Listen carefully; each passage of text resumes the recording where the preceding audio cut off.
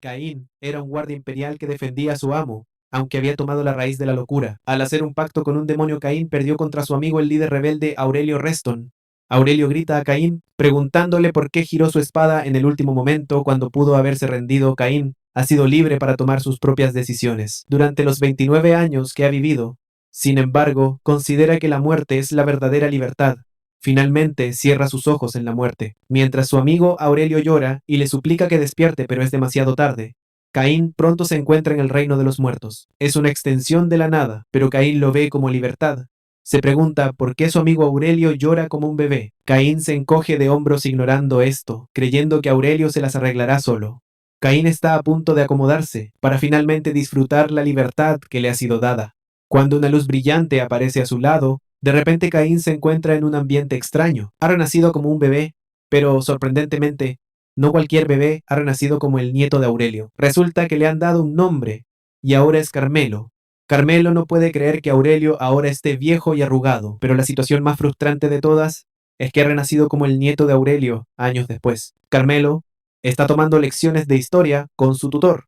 Él le lee un libro de historia popular que fue escrito por Aurelio. Aparentemente el evento que ocurrió entre Aurelio y Caín fue hace 45 años. Aurelio escribió en el libro que Caín encontró la muerte junto al malvado emperador hace 45 años. No pudo detener a su amo de desviarse hacia un camino equivocado, pero puede ser considerado un símbolo de lealtad inquebrantable, ya que estuvo al lado de su amo hasta el final. Después de que su tutor termina de leerle el capítulo, le pregunta a Carmelo qué piensa antes de responder. Carmelo exige saber qué piensa su tutor. El hombre menciona que el duque Aurelio simplemente quiso restaurar el honor de su amigo. La historia de que Aurelio y Caín eran amigos era conocida por todos. En el momento en que dice esto, Carmelo se levanta de su asiento y le pregunta a su tutor si está seguro de lo que dijo con cara severa. Carmelo le dice a su maestro que cree que su abuelo, en realidad, guarda rencor contra su amigo. Por eso está tratando de inmortalizar su nombre. El maestro se sorprende al oír esto y exige más detalles sobre lo que Carmelo está insinuando. Carmelo dice que Aurelio debe haber resentido a su amigo, porque no se unió a él para rebelarse contra el malvado emperador, sino que se puso en su contra. Carmelo está seguro de que Aurelio está haciendo todo esto para castigar a su amigo. Aparentemente, Caín solo quería una muerte pacífica, sin ser considerado un héroe, pero Aurelio está haciendo todo lo contrario. Finalmente, al tutor le cae la ficha de que Carmelo podría tener razón porque hubo reportes de que el duelo entre Aurelio y Caín terminó muy rápido, lo cual es raro porque ambos tienen el mismo nivel en cuanto a habilidades. El tutor se da cuenta de la posibilidad de que Caín haya elegido la muerte en lugar de darle a su amigo una muerte digna. El tutor no puede creer que un niño de 10 años esté haciendo una deducción tan brillante. Sin embargo, sabe que no puede estar de acuerdo con lo que dice Carmelo, porque el Duptum simplemente lo acusaría de blasfemia y le cortarían la cabeza justo. Entonces, Carmelo aligera la tensión en la habitación, diciéndole a su tutor que solo estaba bromeando.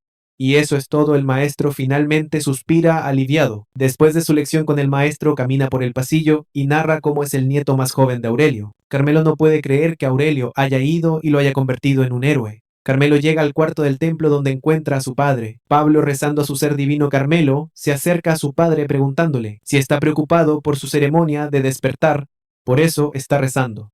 Pablo admite esto y se disculpa con Carmelo, diciéndole que no pudo despertar con ningún poder a diferencia de sus dos hermanos mayores. Pablo reza constantemente porque tiene miedo de haberle pasado su rasgo basura a Carmelo. Carmelo entonces pone su mano en el hombro de su padre diciéndole que no importa lo que diga nadie, él es el mejor padre. Esto casi hace llorar a su viejo, y lo abraza, diciéndole que él también es el mejor hijo para él. Pablo hace cosquillas en las mejillas de su hijo antes de sugerir que vayan a comer como de costumbre. Carmelo le dice a su padre que quiere carne. Esa noche Carmelo yace en su cama pensando en la ceremonia de despertar. Recuerda que en su vida pasada, él y Aurelio hablaron sobre la ceremonia y cómo aparentemente era solo una vieja tradición polvorienta. Es una ceremonia para desbloquear el poder mágico innato de uno, incluso en su vida pasada. Carmelo nunca se había interesado tanto en la magia ni en el poder. Siempre ha anhelado la libertad solo para alejarse de la gente y de todo. Resulta que Carmelo ya había despertado su poder mágico, pero intencionalmente se mantuvo en silencio. Desea poder decírselo a su padre, que no hay nada de qué preocuparse. Luego Carmelo y sus padres se dirigen a la estación de tren. Su madre le dice que tecnologías como el tren fueron posibles gracias al patrocinio de su padre. Carmelo se alegra de escuchar esto, pero Pablo intenta ser modesto diciéndole a su esposa que deje de halagarlo. Carmelo entonces le hace saber a su padre que está orgulloso de él y de sus logros, aunque Pablo no tenga magia. Él solo es responsable del 30% de las finanzas del ducado. Carmelo está feliz de tener un padre y una madre, en quienes puede confiar y los considera los verdaderos padres perfectos. No mucho después, el tren llega a la finca principal de la familia Reston, llamada la Fortaleza del Mar Azul. Carmelo puede ver a Aurelio desde dentro del tren, y porque Aurelio lo ha convertido en un héroe, Carmelo está preparado para convertirse en todo lo contrario. Quiere asegurarse de que los problemas de Aurelio sean en vano, ya que planea ser el peor Reston en la historia de los Reston. Cuando el tren llega a la estación, son recibidos por el mayordomo principal de la familia Enrique. Acompañando a Enrique están los mayordomos de la mansión.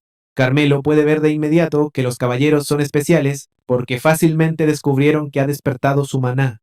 Esto le dice a Carmelo que los caballeros son mucho mejores que los idiotas que tienen en su territorio. Carmelo sabe que su abuelo se enterará de esto muy pronto, pero no le importa a Enrique. Luego los conduce al palacio principal. Al entrar Pablo, tiene que atender los deberes de saludar a otros miembros de la familia Carmelo. No tiene otra opción que quedarse en una de las salas de espera. Para su padre, Carmelo se para junto a la ventana para contemplar la belleza de la fortaleza. Como no hay nada que hacer, piensa en visitar la biblioteca. De repente su primo Leo aparece detrás de él. Leo se sorprende de que Carmelo ya esté pensando en ir a la biblioteca solo en su primer día visitando la fortaleza. Leo dice que los rumores de que es un ratón de biblioteca son realmente ciertos. Luego empieza a hablar mal de Pablo y del hecho de que no puede despertar su magia, lo que significa que Carmelo también es así. Leo lo insta a estudiar, para que al menos pueda ganar dinero como su padre. Carmelo se enoja al escuchar esto y camina furioso hacia Leo. Leo libera su pequeña aura, tratando de asustar a Carmelo. Justo entonces, Carmelo muestra su verdadero poder. Una cantidad abrumadora de aura emerge de su cuerpo. Mientras habla de Leo como un perro, Leo se sorprende al ver el poder aterrador que emana del cuerpo de Carmelo. Se ve obligado a preguntarle a Carmelo cuándo despertó su magia, porque su padre no se lo dijo. Carmelo responde a Leo, diciéndole que su propio padre tampoco sabe que ha despertado su magia. Después de revelar esto, Carmelo le hace saber a Leo que habrá un pequeño problema, ya que Carmelo planea ser un nieto basura. Obviamente no necesita que nadie compita con él en eso. Leo casi se desmaya de miedo mientras le pregunta a Carmelo qué planea hacer. Una vez que Carmelo le informa su plan, decide que golpearlo es lo siguiente. Mejor. Leo solo puede quedarse como un buen hijo de mamá, mientras está a punto de ser destrozado por nuestro protagonista. Más tarde, Pablo se entera por Enrique que Carmelo ha despertado su magia. Obtuvo esta información de los caballeros que los acompañaron a la finca. Rafael se sorprende de que Carmelo despertara y no dijera nada. Rafael es el segundo hijo de la familia y es muy bueno en matemáticas. Luego se vuelve para mirar a su hermano Pablo, preguntándole si planeaba contarles. Pablo les asegura que él tampoco estaba al tanto de todo esto. El primer hijo, Tales, insta a Rafael a dejar de hacer acusaciones sin fundamento. Tales sabe que Pablo no tiene magia, así que podría no haber sabido que su hijo ya había despertado la suya. Están en medio de esta conversación, cuando uno de los mayordomos entra corriendo diciendo a Enrique que tiene que ir el mayordomo. Luego ve a Rafael en la habitación, le informa lo que pasó y Rafael ya está furioso, listo para destrozar a Carmelo. Pablo intenta decirle que se calme porque debe haber sido un malentendido, pero a Rafael no le importa. Llega a la sala de espera para encontrar a su hijo totalmente desfigurado después de que Carmelo lo haya golpeado como loco. Carmelo intenta actuar como si no supiera nada mientras inclina la cabeza para saludar a sus mayores, pero Rafael lo agarra. Rafael está listo para golpear a Carmelo, mientras exige saber por qué golpeó a su hijo. De esa manera Pablo corre hacia su hermano para intentar detenerlo, sin miedo en su voz. Carmelo le dice a Rafael que golpeó a Leo porque insultó a su padre. Carmelo incluso le pregunta a Rafael qué habría hecho si alguien hubiera insultado a su padre. Esto enfurece a Rafael, y cree que Carmelo está lleno de basura. Pablo intenta calmar a su hermano, pero Rafael se vuelve hacia él y lo regaña por hacer un trabajo tan pésimo criando a su hijo. Antes de que todo se intensifique, Enrique entra en la habitación diciéndoles que se calmen. Enrique revela que Aurelio mismo ha decidido que él será el juez del caso. Pablo rápidamente aleja a su hijo de Rafael. Ya que su padre ha hablado, Pablo le pregunta a su hijo si está bien, y él le asegura que sí. Con esto, Enrique sugiere que es hora de que se dirijan a las cámaras de Aurelio. Carmelo está listo para ver a Aurelio después de mucho tiempo. Al llegar a las cámaras de Aurelio, este le pregunta a Carmelo por qué causó un incidente tan grande en cuanto llegó a la fortaleza Azure-C. Pablo intenta mediar en nombre de su hijo, pero Aurelio le hace saber que la pregunta no es para él. Aurelio quiere escuchar directamente de Carmelo. Está bastante seguro de que Carmelo no hace las cosas sin pensarlo dos veces, así que quiere escucharlo antes de emitir su juicio. Carmelo está impresionado de que Aurelio escuche su versión de la historia antes de decidir si lo castiga o no. Carmelo entonces le dice a Aurelio lo mismo que le dijo a Rafael. Carmelo dice que se enfrentó a Leo porque insultó a su padre. Rafael se enoja e intenta interrumpir a Carmelo, pero Aurelio golpea la mesa con enojo y llama a Rafael al orden diciéndole que conozca su lugar. El miedo invade a Rafael y rápidamente se disculpa con su padre por hablar fuera de lugar. Aurelio entonces dice que es simple porque pueden llamar a Leo para pedirle detalles del evento. Aurelio luego pregunta a Enrique si Leo ya terminó su tratamiento y Enrique dice que sí. Le asegura a Aurelio que traerá a Leo a la oficina. Aurelio entonces le dice a Carmelo que tiene algo más que necesita preguntarle. Carmelo ya sabe lo que va a preguntar y le hace saber a su abuelo que despertó hace 3 años. Incluso Pablo está sorprendido de que hayan pasado 3 años desde que Carmelo despertó su magia. Aurelio entonces le pregunta por qué mantuvo la información oculta de su padre. En el fondo, Aurelio está impresionado de que Carmelo despertara su magia por sí mismo. Carmelo entonces afirma que no tenía idea de que era magia, y solo se dio cuenta después de leer un libro, cuando finalmente entendió que era magia. Carmelo le dice a Aurelio que decidió mantenerlo en secreto por diversión y nada serio. Carmelo menciona que fue aún más divertido mantenerlo en secreto, porque los caballeros en su territorio son demasiado tontos para darse cuenta de que ha despertado su magia. Aurelio entonces le pregunta si no tiene nada más que añadir a lo que acaba de decir, y él dice que no. Justo entonces, Leo entra en la habitación con la cara toda vendada. Aurelio entonces le pregunta a Leo si es cierto que insultó a su tío. Leo tartamudea antes de hablar y Carmelo rápidamente interviene, diciendo a Aurelio que en realidad siente haber golpeado a su primo, aunque habló mal de lo incompetente que era su padre. Incluso Leo se sorprende cuando escucha las palabras que salen de la boca de Carmelo porque básicamente está exagerando las cosas. Leo quiere desmentir esto, pero una mirada rápida a la cara aterradora de Carmelo le hace saber que ya no tiene ganas si intenta hacerse el listo. Aurelio entonces le pregunta a Leo otra vez si lo que dijo Carmelo es verdad. Leo no tiene más opción que admitirlo, diciéndole a su abuelo que es verdad. Aurelio entonces decide no emitir su juicio todavía, ya que la ceremonia de despertar es al día siguiente. Les asegura que su castigo se les dará después de la ceremonia de despertar. Con esto despide a sus hijos y nietos de sus cámaras. Más tarde, esa noche Aurelio habla con Enrique sobre Carmelo. Ambos coinciden en que Carmelo es un chico interesante. Aurelio está impresionado con el hecho de que Carmelo despertó su poder hace 3 años y además lo ocultó de todos. Además, Aurelio cree que Carmelo está cuestionando la habilidad de los caballeros. Aurelio fue asignado al territorio de Pablo y cree que el chico le está diciendo sutilmente que ha estado descuidando a su hijo. El amigo Enrique no cree que sea así y le dice a Aurelio que debe estar pensando demasiado, pero Aurelio argumenta lo contrario, diciendo que eso es exactamente lo que pasa. Porque acepta que Carmelo es de una raza diferente, sin embargo está seguro de que si hay algo especial en Carmelo, lo descubrirán al día siguiente, que es la ceremonia de despertar. Aurelio tiene curiosidad por ver si Carmelo podrá terminar la ceremonia de despertar de manera segura, y si lo hace, tiene curiosidad por ver qué poder despertará. En el proceso, esa misma noche, Carmelo se une a su padre, su abuelo y los ancianos de la familia. Mientras caminan hacia el bosque, Carmelo puede sentir lo increíblemente hábiles que son los ancianos, aunque ya estén retirados del servicio activo. Están Tales y su hija Leona con ellos, también Rafael y su hijo malcriado Leo están presentes. Por cómo está reunida toda la familia, Carmelo se da cuenta de que todo esto es mucho más importante de lo que pensaba. Momentáneamente llegan a su destino, que es la piedra del juramento. Aurelio declara que ha llegado el momento, comienzan la ceremonia de despertar. Él les dice a los participantes que una vez que pasen por la grieta abierta por la piedra del juramento, encontrarán un mundo materializado por la piedra del juramento. Aparentemente el mundo, mostrado por el juramento, es diferente para cada persona. Aurelio menciona que la ceremonia terminará cuando el participante use el arma obtenida en ese mundo para destruir el mundo mismo. Después de escuchar todas las instrucciones, Carmelo cree que está listo. Aurelio saca su colgante y realiza un hechizo simple que resuena con la piedra del juramento. Esto deja una luz cegadora que brilla hacia el cielo. Aurelio luego insta a Carmelo a entrar en la grieta que acaba de abrirse, a menos que tenga miedo. Pablo está preocupado por su hijo, pero Carmelo le asegura que estará bien. Sin embargo, Carmelo sigue siendo particular con todo el asunto de usar el arma que encuentra más allá de la grieta para destruir el mundo, ya que le gusta destruir cosas. Cree que sería muy fácil para él hacerlo. Justo cuando está a punto de desaparecer completamente en la grieta, escucha a su abuelo diciéndole que supere su miedo. Carmelo entra en la grieta y pronto se encuentra en un lugar familiar. Este era el palacio donde luchó para defender a su maestro. Los cuerpos del malvado emperador y de sus hombres están esparcidos por todas partes. Y Carmelo se pregunta, ¿por qué la grieta le está mostrando esto? Carmelo asume que la grieta está tratando de hacer que se sienta culpable por la muerte de sus inocentes camaradas. Carmelo continúa siguiendo las escaleras del palacio principal que conducen al trono. De repente, escucha una voz que le dice que su mundo es cruel y desolado. La voz lo llama hijo de los lobos azules, le dicen que ha llegado el tiempo del pacto y la voz promete cumplir lo que se hizo con su ancestro. Carmelo intenta adivinar si la voz que escucha es la de un demonio.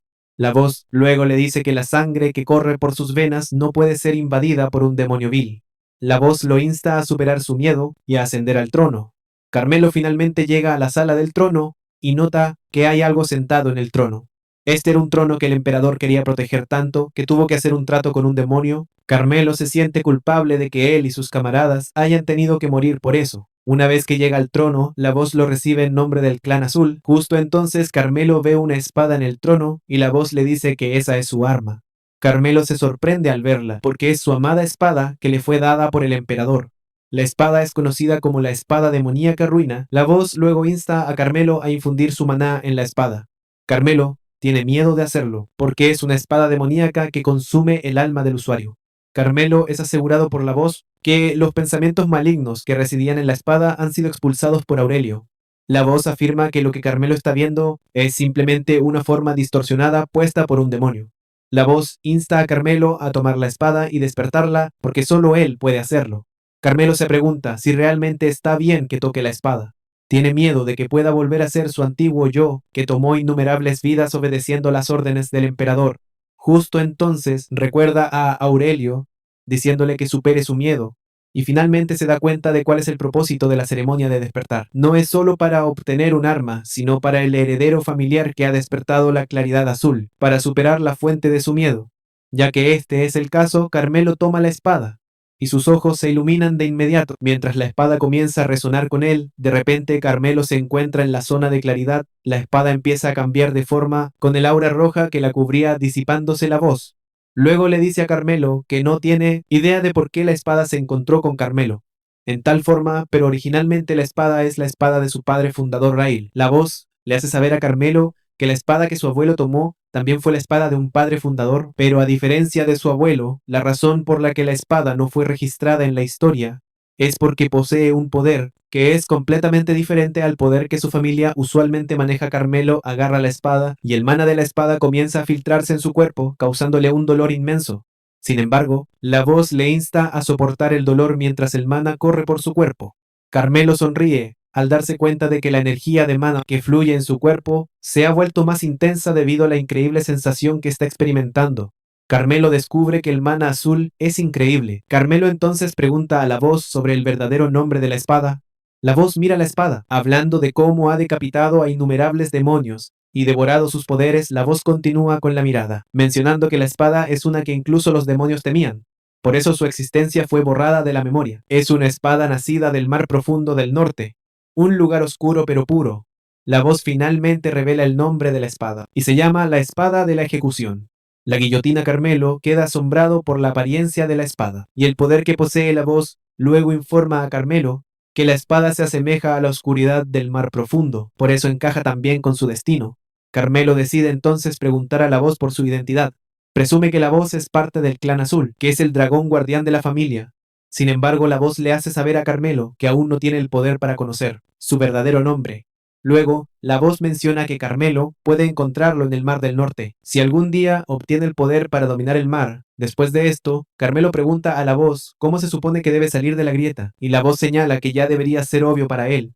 A Carmelo se le ocurre que necesita destruir el trono. Sin dudarlo, Carmelo destroza el trono en pedazos, ya que esto es lo que siempre ha querido hacer. Mientras tanto, los miembros de la familia esperan a que Carmelo emerja de la piedra del juramento. Aurelio nota que Pablo está preocupado y le insta a no estarlo. Aurelio entiende por qué está preocupado, pero le dice que se calme. De repente la piedra comienza a temblar y una luz brillante aparece en el centro de la piedra antes de romperse en pedazos, dejando a todos sorprendidos y atónitos. Justo entonces Kuran emerge del lugar donde se supone que estaba la piedra rascándose la cabeza. Juzgando por cómo todos lo miran, sabe que ha cometido un error.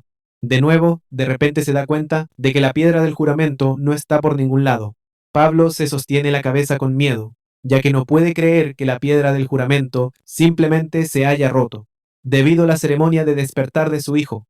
Carmelo intenta actuar con calma frente a su abuelo, distrayéndolo de la piedra. Hacia el arma en su mano, Aurelio observa mejor el arma y se da cuenta de que es la guillotina que perteneció a su ancestro. Esta era una espada que fue borrada incluso de la historia familiar y se transmitía oralmente al jefe de la familia y a los ancianos. Aurelio se pregunta por qué la espada ha aparecido de repente. Se pregunta si se acerca el tiempo del pacto, se da cuenta de que Carmelo sostiene la espada con tanta firmeza y se pregunta si no le tiene miedo. Carmelo simplemente responde que no le tiene miedo. Aurelio luego revela que hace mucho tiempo sus ancestros que no pudieron cumplir su pacto con el dragón azul para aniquilar a los demonios que cruzaban desde el fin del mundo, dejaron atrás la piedra del juramento como prueba del pacto, jurando al futuro, esperaban pacientemente a aquel que algún día cumpliría ese pacto. Ya que Carmelo acaba de aparecer con la misteriosa espada, Aurelio se pregunta si él es quien cumplirá dicho pacto. Aurelio entonces levanta la mano para declarar que Carmelo, hijo de Pablo, es un miembro legítimo de la fortaleza del Mar Azul. Añade que es un descendiente directo, elegido por la guillotina, y digno de heredar el estilo Espíritu C. Rafael no puede creer que el mocoso que golpeó a su hijo sea el que está recibiendo el estilo Espíritu Cepele, y se apresura hacia su hijo, para preguntarle si está herido, pero él le asegura a su padre que está bien. Incluso Tales se sorprende por el giro inesperado de los acontecimientos, porque pensaba que conocía todas las armas en su historia, pero nunca había oído hablar de la guillotina. Además, la sola vista de la espada le pone los pelos de punta. Una vez que todo se calma, Aurelio les dice a los miembros de su familia que es hora de irse. Cuando Aurelio se da la vuelta para partir, Rafael llama a Tales de nuevo para quejarse con él.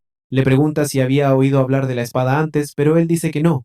Rafael obviamente está furioso y está listo para destrozar cosas, pero Tales le insta a calmarse diciéndole que no es momento para pelear entre ellos. Momentáneamente, Pablo y su esposa se preparan para regresar a su territorio, pero Carmelo debe quedarse atrás por entrenamiento en la estación. Pablo le pregunta a Carmelo si estará bien, y él dice que sí. Enrique asegura a Pablo que no hay lugar más seguro que la fortaleza Azurecé. Pablo está de acuerdo con esto, pero le dice a Enrique que no le preocupan los enemigos externos, sino las amenazas internas. Al mismo tiempo, intenta consolarse con el hecho de que sus hermanos no actuarán de forma impulsiva con su padre presente. Enrique, entonces, le dice a Pablo que la persona asignada para llevar a cabo la herencia del estilo Espíritu C para Carmelo es Sabina. Cuando Carmelo escucha que su tía estará a cargo de esto, suspira aliviado. Sabina Reston es hermana de Aurelio, y es conocida como una maestra que también es hábil como el mismo Aurelio. En algún momento, incluso la llamaron el Lobo Blanco. Pablo le hace saber a Carmelo que a Sabina siempre le ha gustado, así que le insta a Carmelo a no faltarle el respeto a su tía.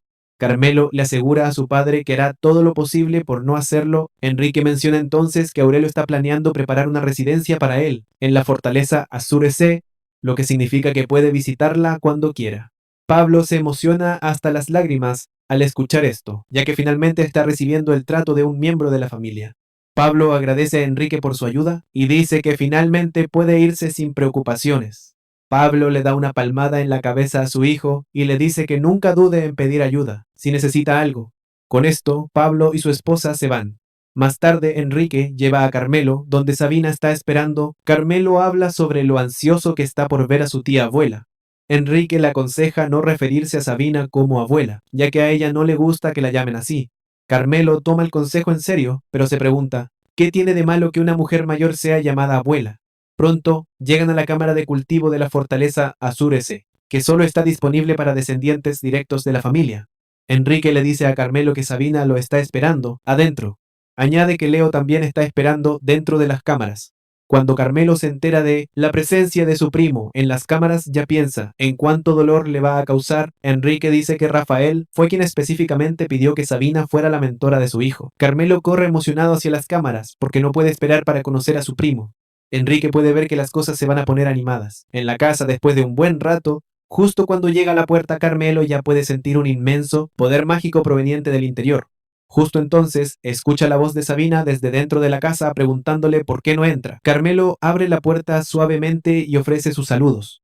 Carmelo se sorprende al ver a Sabina, y la sorpresa se refleja en su rostro. Incluso Sabina lo nota, y sabe que Carmelo está en shock, porque ella parece una hermosa y deslumbrante joven, y no lo que Carmelo esperaba. Carmelo se queda preguntándose si Sabina reconstruyó su cuerpo con poder mágico, se da cuenta de que está en el reino del caballero de 8 estrellas. Sabina entonces le dice a Carmelo que salga de su zona y que deje de quedarse mirando como una lámpara. Le insta a sentarse en posición de piernas cruzadas. Le dice que se siente junto a Leo, y Leo ya está temblando en cuanto ve a su primo acercarse. Carmelo empeora las cosas acercándose mucho a Leo y diciéndole que la posibilidad de verse entre ellos acaba de aumentar. Una vez que Carmelo está en posición, Sabina revela su sorpresa de que él sepa que ella es el lobo blanco. Carmelo menciona que le gusta estudiar, por eso aprendió mucho de historia.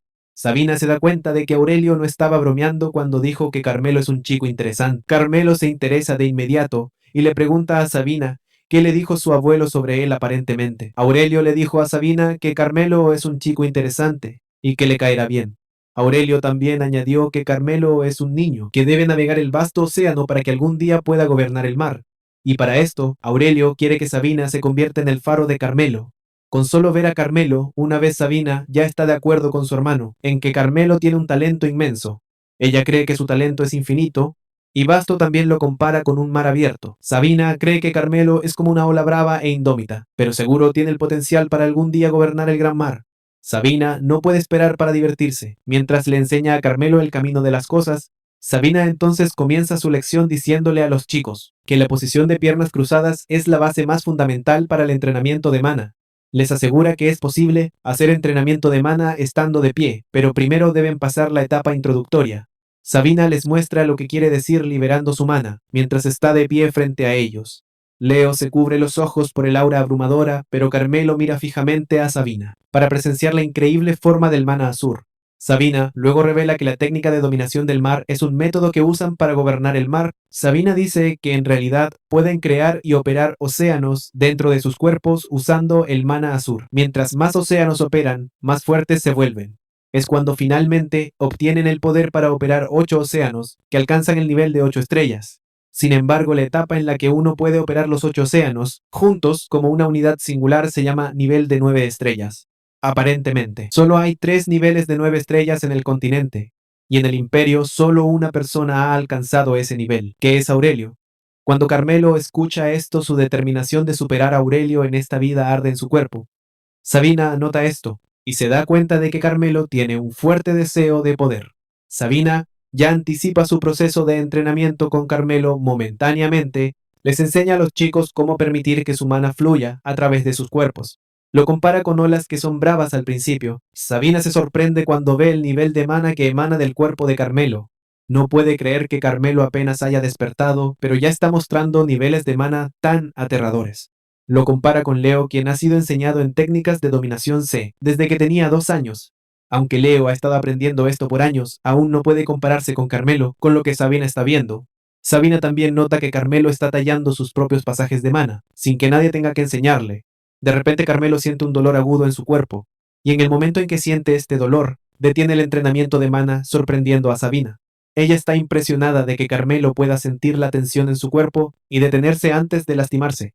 Por otro lado, Leo se desmaya, y Sabina corre a revisarlo, porque el entrenamiento de mana es peligroso. Sabina está ahí para monitorearlos. Carmelo está decepcionado de lo débil que es su primo. Sabina no puede creer lo sereno que está Carmelo, dado el deseo ardiente que tiene por volverse más fuerte. Llega a la conclusión de que Carmelo quizás no necesite un faro después de todo. Justo entonces Sabina le dice a Carmelo que se asegurará de que esté seguro durante 3 años. Lo insta a construir la fuerza para protegerse a sí mismo. Durante los próximos 3 años, Carmelo lo reconoce y lo toma en serio. Poco después, los dos chicos se dirigen al campo de entrenamiento nocturno. Carmelo lleva su espada consigo y Leo intenta decirle lo aterradora que es la espada. Carmelo le grita a Leo diciéndole que está tratando de evitar la conversación de que la espada es amenazante. Por eso la puso en la vaina que le dio Aurelio. Leo rápidamente aclara el ambiente, diciendo que está bien con cualquier forma en que Carmelo haga lo suyo. Se encuentran con el comandante de los caballeros, Lobo Marino Ciro, quien les informa a los dos chicos nobles que él estará a cargo de su entrenamiento de ahora en adelante. Después de las presentaciones, Carmelo fácilmente deduce que Ceras está en el nivel de 8 estrellas. Ceras entonces les dice a los chicos que no los llamará nietos del duque hasta que sean reconocidos por los caballeros Lobo Marino, conocidos como los Lobos Azules. Carmelo sonríe a Ceras asegurándole que no le importa el título, ya que no está acostumbrado a él de todos modos. Además, sabe que es una tradición ganarse el respeto de los lobos azules. A través de la habilidad, Ceres queda impresionado por la reacción de Carmelo, porque la mayoría de los nobles habrían expresado su descontento. Tal como se esperaba, Leo lo miró con desprecio. Ciro cree que finalmente ha llegado un sucesor con cerebro adecuado, pero cuando observa más de cerca la determinación de Carmelo, se da cuenta de que algo peor acaba de aparecer en la casa. Ceras ve a Carmelo como un sinvergüenza aún mayor que Leo. 3 años después, Sabina y Ceras tienen una reunión con Aurelio. En sus aposentos, Aurelio le dice a Sabina que deje de robar su licor, pero Sabina lo ignora, alegando que es el pago por haber enseñado a su nieto durante 3 años, que por cierto fue su petición. Aurelio sonríe porque no esperaba que ya hubieran pasado 3 años. Luego le pregunta a Sabina sus impresiones. Respecto al Corán, Sabina lo resume diciendo a Aurelio que su nieto es un maldito monstruo. Aurelio regaña a Sabina por llamar monstruo a su nieto, luego le pregunta a Ceras por sus opiniones personales. Sorprendentemente, Ceras comparte la misma opinión que Sabina. Dice que Carmelo es excepcional en todos los aspectos y esto incluye sus habilidades físicas, talento innato y su actitud y voluntad hacia el entrenamiento. Ceras va más allá y dice que Carmelo podría ser un prodigio mejor que Hugo, el primogénito de la familia Tales, quien se rumorea es un genio. Sabina entonces le dice a su hermano que la situación podría causar problemas dentro de la familia si no se maneja adecuadamente. Señala que Carmelo definitivamente tendrá influencia en la línea de sucesión, y esto podría causar una división entre los hijos de Aurelio. Sabina cree que Rafael y Tyrell podrían convertirse en una amenaza para Carmelo. Sabina dice que Aurelio podría tenerlo bajo control por el momento, pero en el momento en que el talento de Carmelo sea conocido en todo el imperio será un problema. Aurelio también entiende todo lo que Sabina dice, pero intenta mantener la calma. Sabina entonces le pregunta a Aurelio si cree que su familia está acabada, desde que la piedra del juramento fue destruida. Aparentemente, el número de bestias mágicas que cruzan desde más allá del Mar del Norte ha aumentado considerablemente.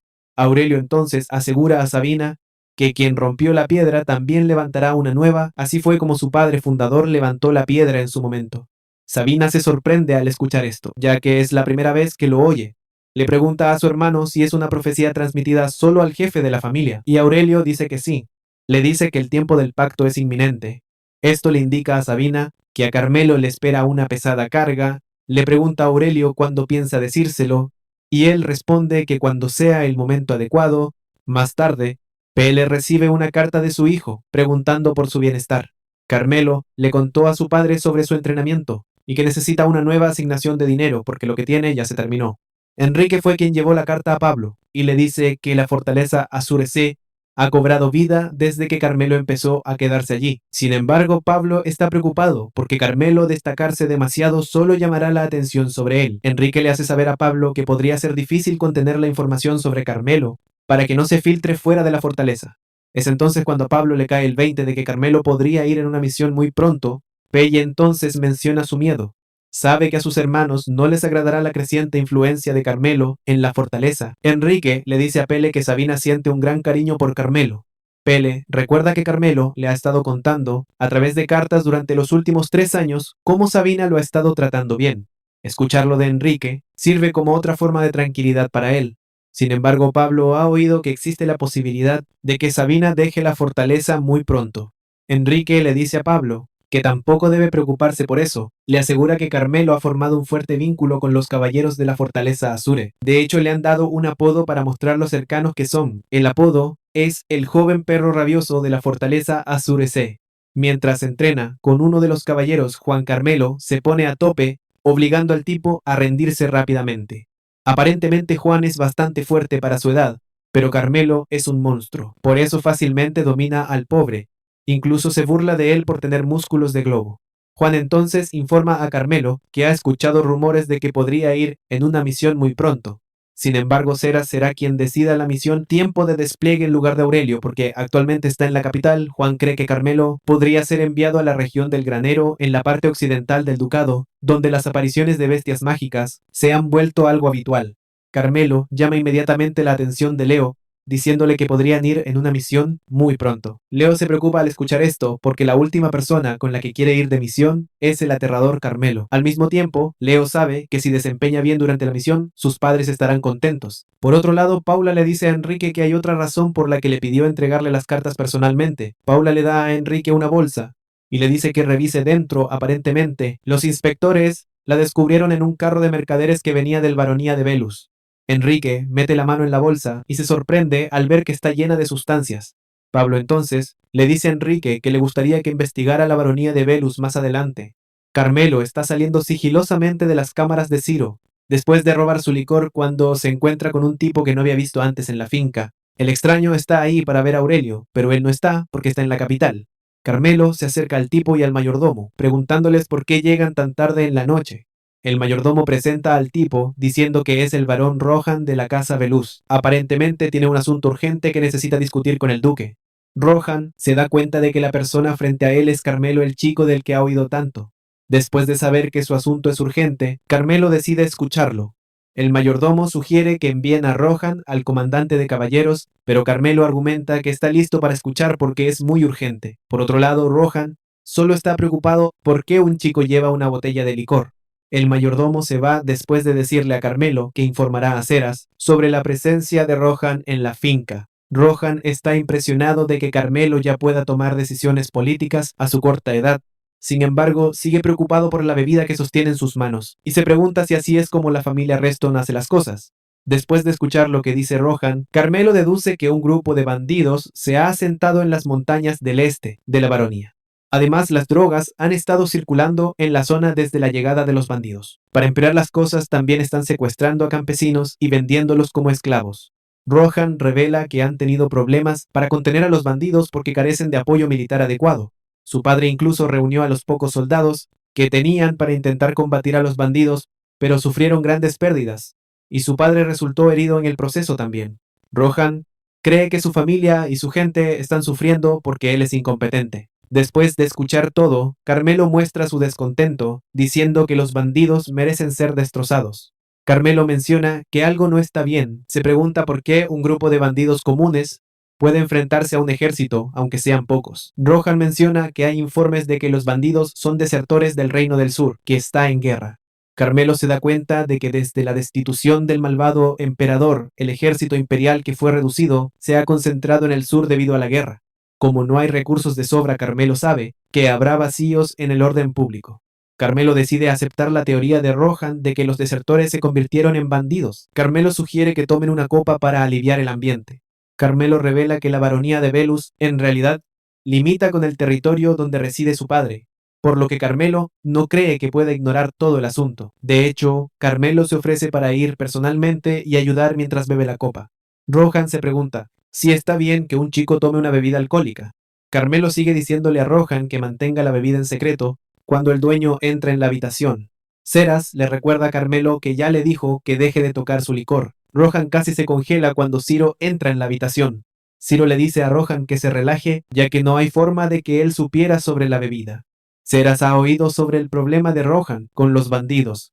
Antes de cualquier otra cosa, Ceras le quita la bebida a Carmelo, diciéndole que el alcohol no es bueno para su edad. Ceras entonces le dice a Rohan que van a brindarle ayuda, ya que no pueden quedarse de brazos cruzados ante los problemas. Rohan se alegra de escuchar esto, y Ceras le informa que pronto se organizarán tropas para acompañarlo a su territorio. Rohan está contento con esto, pero de repente Carmelo interviene diciendo a Ciro que le gustaría ir. Ciro no está de acuerdo con esto porque van a enfrentarse a un grupo de bandidos que podría tener miembros peligrosos. Rohan se sorprende al darse cuenta de que Carmelo en serio quiere ir al territorio. Para ayudar, Rohan concluye que Carmelo sigue siendo un niño.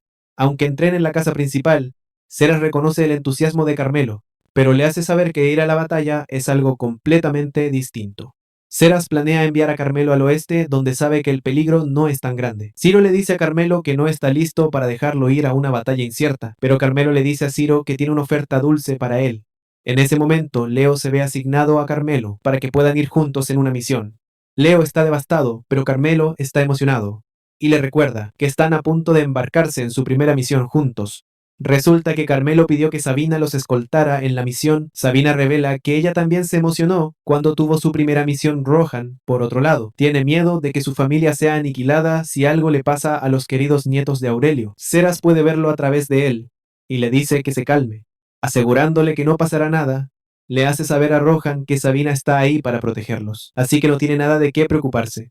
Justo entonces, Sabina menciona que no tiene intención de ayudar a menos que vea que los chicos están a punto de morir. Esto inmediatamente envía a Rohan a otra ola de miedo de la que acaba de escapar. Ceras intenta convencer a Sabina de que cambie de opinión, pero Sabina menciona por qué no debe ser vista con los chicos. Una vez que terminan los preparativos, llega el tren Sabina. Puede ver lo nervioso que está Leo mientras Corone por otro lado. No puede esperar para entrar en acción. Sabina entonces le ofrece unas palabras de ánimo diciéndole que piense en lo duro que ha trabajado. Durante los últimos 3 años, Sabina le hace saber que finalmente tiene la oportunidad de ser reconocido con orgullo como miembro de los Lobos Azules. Como siempre, Carmelo le lanza una indirecta a su hermano, preguntándole si siempre está esperando que alguien lo empuje antes de moverse al entrar al tren. Leo se da cuenta de que el momento para probarse a sí mismo ha llegado más rápido de lo que pensaba en el tren. Sabina les dice a los chicos que la razón por la que no puede mostrarse es que los bandidos huirían en cuanto se enteraran de que ella está en la zona, ya que ninguno quiere que eso pase. Sugiere que ella se quede detrás de escena. Sin embargo, Rohan está preocupado por confiar la misión a Leo, y Carmelo incluso nota que Carmelo no muestra ningún signo de miedo, aunque sea su primera misión. Leo, por otro lado, tiene preocupaciones escritas en su rostro. Leo recuerda cuando su madre lo regañaba por juntarse con Carmelo, aunque él lo haya golpeado hace algunos años. La madre de Leo le dice que Carmelo es su rival, no su amigo. Sin embargo, Leo discute con su madre diciendo que Carmelo no es su rival. Menciona que su otro primo Hugo, que es considerado un genio, no alcanzó 3 estrellas hasta los 14 años. Leo revela que Carmelo alcanzó 4 estrellas a los 13 años comparado con él, que llegó a 3 estrellas a los 15. Leo le dice a su madre que Carmelo es su meta, pero no su rival. Su madre cree que sufre de complejo de inferioridad, pero él dice que no es así. Leo ve la existencia de Carmelo como un impulso para superarse. Leo está totalmente atrapado en ese recuerdo hasta que Sabina lo llama. Sabina entiende que es su primera misión y que está siendo destrozado por los nervios. Sin embargo, quiere saber si Leo es capaz de acabar con un enemigo. Si llegara el momento, Sabina le dice a Leo que Corone es el tipo de chico que no duda en hacer lo que debe hacer. Le insta a Leo a no dudar de sí mismo, porque sabe cuánto ha trabajado durante los últimos 3 años. Después de todo, ella fue quien lo entrenó Leo. Entonces le dice a Sabina que ha tomado sus palabras en serio. Pronto llega el anuncio de que el tren llegará al territorio del barón Velus en 20 minutos. Sabina se levanta de su asiento y les dice a los chicos que deben dirigirse a ella como su maestra para la misión, y también los llamará sus discípulos.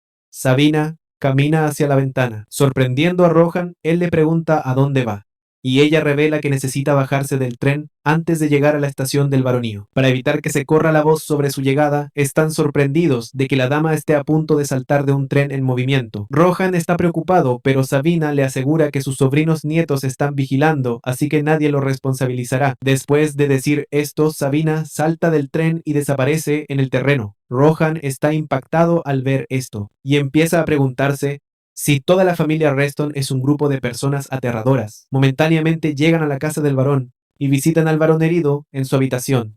Él se disculpa por recibir a los chicos mientras está sentado y les hace saber que su cuerpo no se lo permite. Carmelo le dice al hombre que no hay necesidad de que se esfuerce. Le pregunta por sus heridas y él revela que le dijeron que ya pasó. El punto de peligro durante la conversación, Carmelo le dice al varón que le hable de manera informal. El hombre queda impresionado de que Carmelo haya alcanzado la 4ª estrella, ya que este es el requisito mínimo para ir a una misión. Carmelo confirma esto, pero decide menospreciar a Leo, mencionando que él todavía está en 3 estrellas. Ni siquiera Leo puede creer que Carmelo lo haya mencionado cuando nadie literalmente se lo pidió. Como son de la familia principal, el varón menciona que tiene miedo de asignarles una tarea peligrosa. Carmelo entonces le dice al hombre que no pueden fallar, porque esto traería desgracia. Al nombre de la familia Carmelo, se vuelve hacia Leo para que lo respalde. Leo inicialmente se desconecta antes de asegurarle al varón que no tiene nada de qué preocuparse. El varón empieza a toser, y Carmelo sugiere que se vayan porque parece que el hombre necesita descansar. El varón revela que ya prepararon un guía, y solo necesitan seguirlo. Poco después, se les ve caminando por el bosque nevado, siguiendo al guía que les dieron. Leo pronto llama la atención de Carmelo sobre lo que le preocupa. Cree que no pueden confiar en el guía, porque existe la posibilidad de que esté aliado con los bandidos. Carmelo se impresiona al escuchar esto y felicita a Leo por usar su cerebro por primera vez. Luego Carmelo está de acuerdo con Leo, diciéndole que el guía siendo un espía es correcto.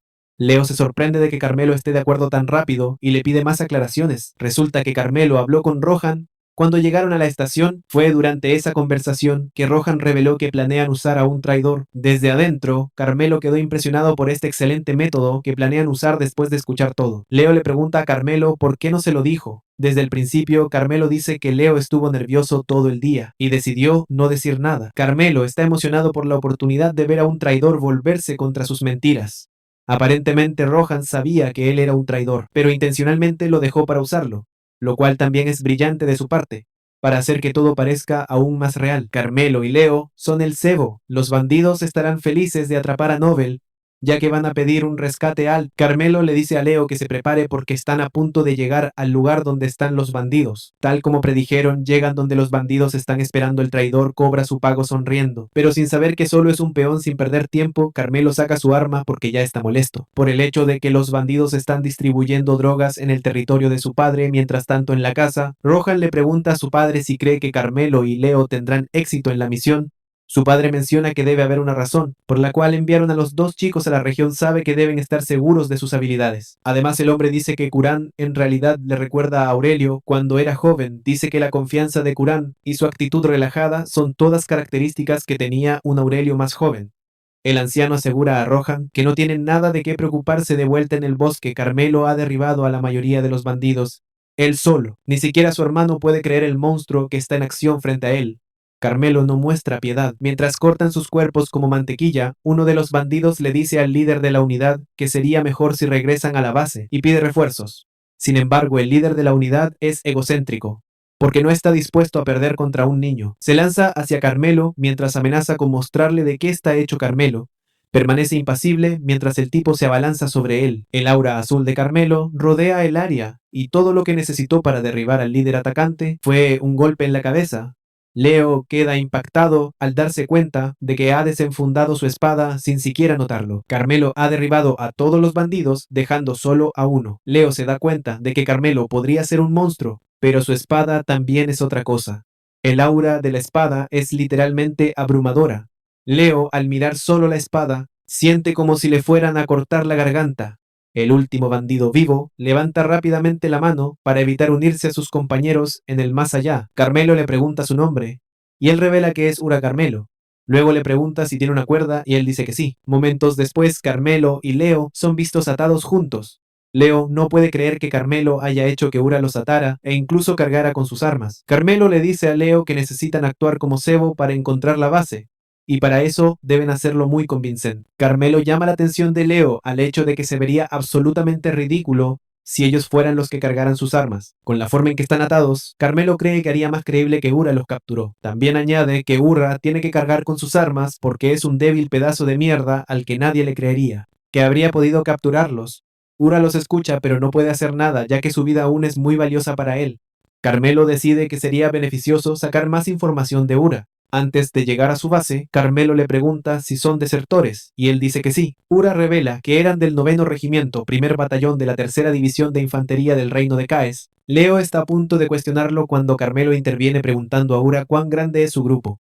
Ura revela que son aproximadamente 130 desertores, incluyendo 2 magos. Carmelo se sorprende al ver que hay muchos bandidos con quienes jugar por otro lado. Ura sabe que está en un lío profundo, porque juzgando por los ojos azules de Carmelo, puede ver claramente que es de la casa Reston. Leo luego le pregunta a Ura por qué vinieron hasta la región remota.